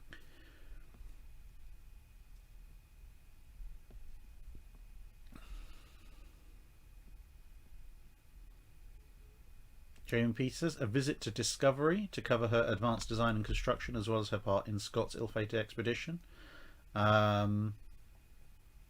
Which Discovery? And there's a few. If you mean the one in Dundee, then sure, I've been there once before. BR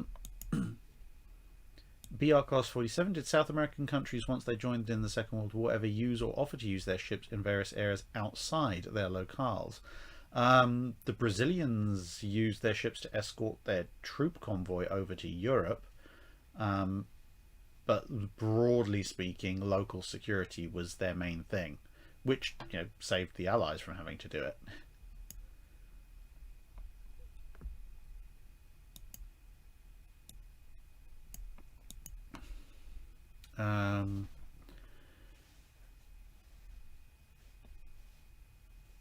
Because I'm Batman 5702, Armchair Admirals. Last episode I can find is from May. If it's still going on, has it been hosted somewhere else? Yeah, I think at some point in the middle of the year, the Armchair Admirals thing that I do with World of Warships, I think they moved over to Twitch only streaming because other parts of wargaming were kind of monopolizing the YouTube channel streaming element at the same time that they were broadcasting. So I think if you want, there have been Armchair Admirals since May, but I think you have to go to the World of Warships account on Twitch to go and view them, view the VODs.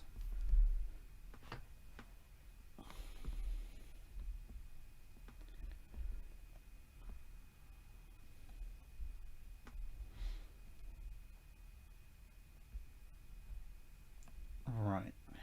Oh, 22:53. Okay, so when we reach 11 o'clock in 7 minutes, that's going to be, I think I'm going to call it there because, okay, we started half an hour late, but still, that's, We're going 3 and 3. We've been going over 3.5 hours.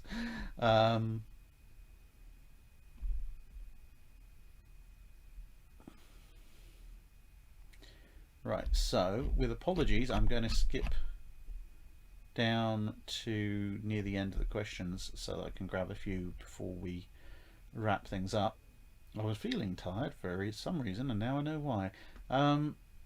Matt Dill, if the US was able to get Yamato's plans in the 30s, would the Montana class get 18-inch or stay with a 16-inch?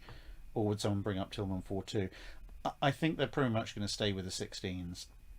They've done an awful lot of analysis between, what's the utility of triple 16-inch 50s with super heavy shells versus twin 18-inch, and it effectively came down to, within the useful battle ranges at which we would be expecting to score a reasonable number of hits, the 16-inch 50 can penetrate basically all reasonable known armor just as well as the 18-inch can, because the 18-inch, if it's going to do any better, is just going to be doing over penetration, which is not really helping anyone. And the 18-inch will take longer to reload, so you'll get fewer shells downrange, and there's only 2 guns per turret, so you get even fewer shells downrange still, at which point having the 16-inch 50 with a super heavy shell was just seen as the better option. They did keep revisiting the idea, so as technology advanced, they were constantly checking to see if that was still the case, but outside of maybe prestige issues of not having a battleship with the biggest guns, from a purely practical perspective, 12 16-inch 50s with the kind of protection that the Montana hull was going to get is as good as any counter to 918s. Assyria Sky asks, Iowa versus Yamato on the Great Lakes, limited and unlimited fuel. Well, it pretty much comes down to what I've said before about the Iowa versus Yamato argument, which is that if it's happening during the day, calm seas, daylight, no real visual obstructions, etc., I would say the Yamato has a slight advantage because it's got a lot more displacement. It is much more heavily protected, and during calm daylight hours it has an excellent optical fire control system that it can leverage, versus obviously Iowa's radar guided one. Iowa obviously having the speed, but as soon as the weather intervenes, whether that be cloud, rain, fog, snow, in any and all of those things, or indeed nighttime, basically the more and more visual spotting breaks down, the more and more Iowa has the advantage. So in a night engagement, Iowa has pretty much all the cards. Thank you, Frank Spazzato. Glad I was able to catch that other question.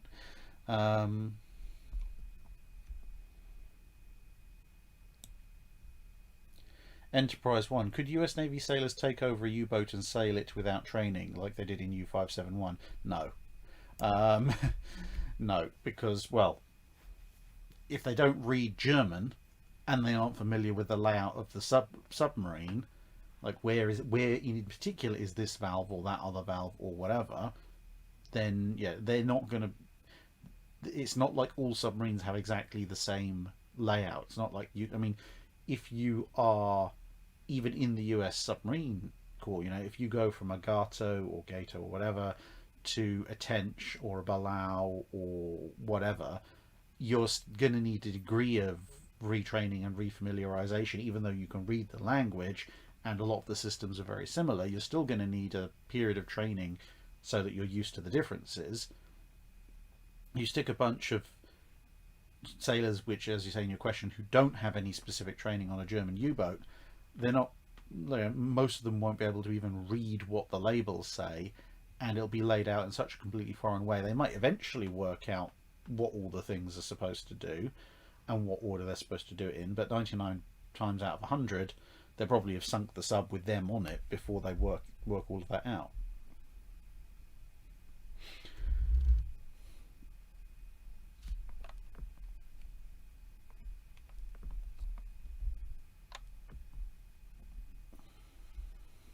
Frank Barnwell asks, Arkansas with all refits versus Scharnhorst.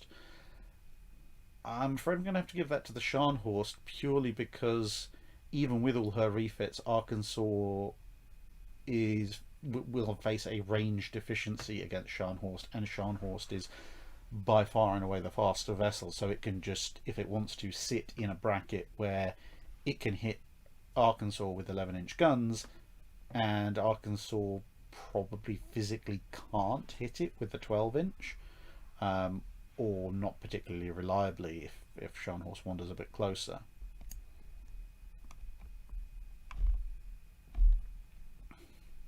Captain Seafort, once you finish with the current set of specials of US fleet problems, do you have plans for similar series on the Royal Navy's late 19th century annual manoeuvres? Possibly, but you know, I've got to finish the fleet problems one first. And the thing is, there's a lot of little mini series that I've started that I want to complete. So, and I know people have been, you know, over time pointing out there's, you know, the guns series, development of naval guns, the ironclads series, where, you know, I haven't even got all the way through the British ironclads, let alone anybody else's, the destroyers and aircraft carriers development series, you know, all these series that I've started and at some point not got round to finishing. So having done all that, I definitely want to finish the fleet problems series. I want to hopefully next year finish the US Pacific Fleet submarine series, and then I will probably, for my kind of slots in the Wednesday videos of complete this series, I will probably then go back and start trying to wrap up all the other series that I started and haven't yet finished. I mean, I've still got to do the Battle of Trafalgar, which will probably be February, March-ish, sometime next year, I think. Carl von Gazenberg, the post-apocalyptic Thomas the Tank Engine is not... No, that's downstairs. The Sodor Clan War Train is downstairs in... actually, a room I don't think anyone's seen on this stream, because you've only been in, this camera's only been in 2 rooms of mine.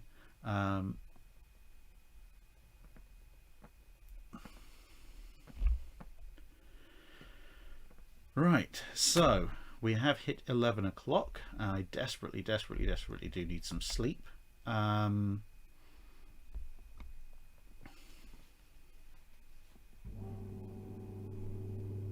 that's the heating turning itself back off.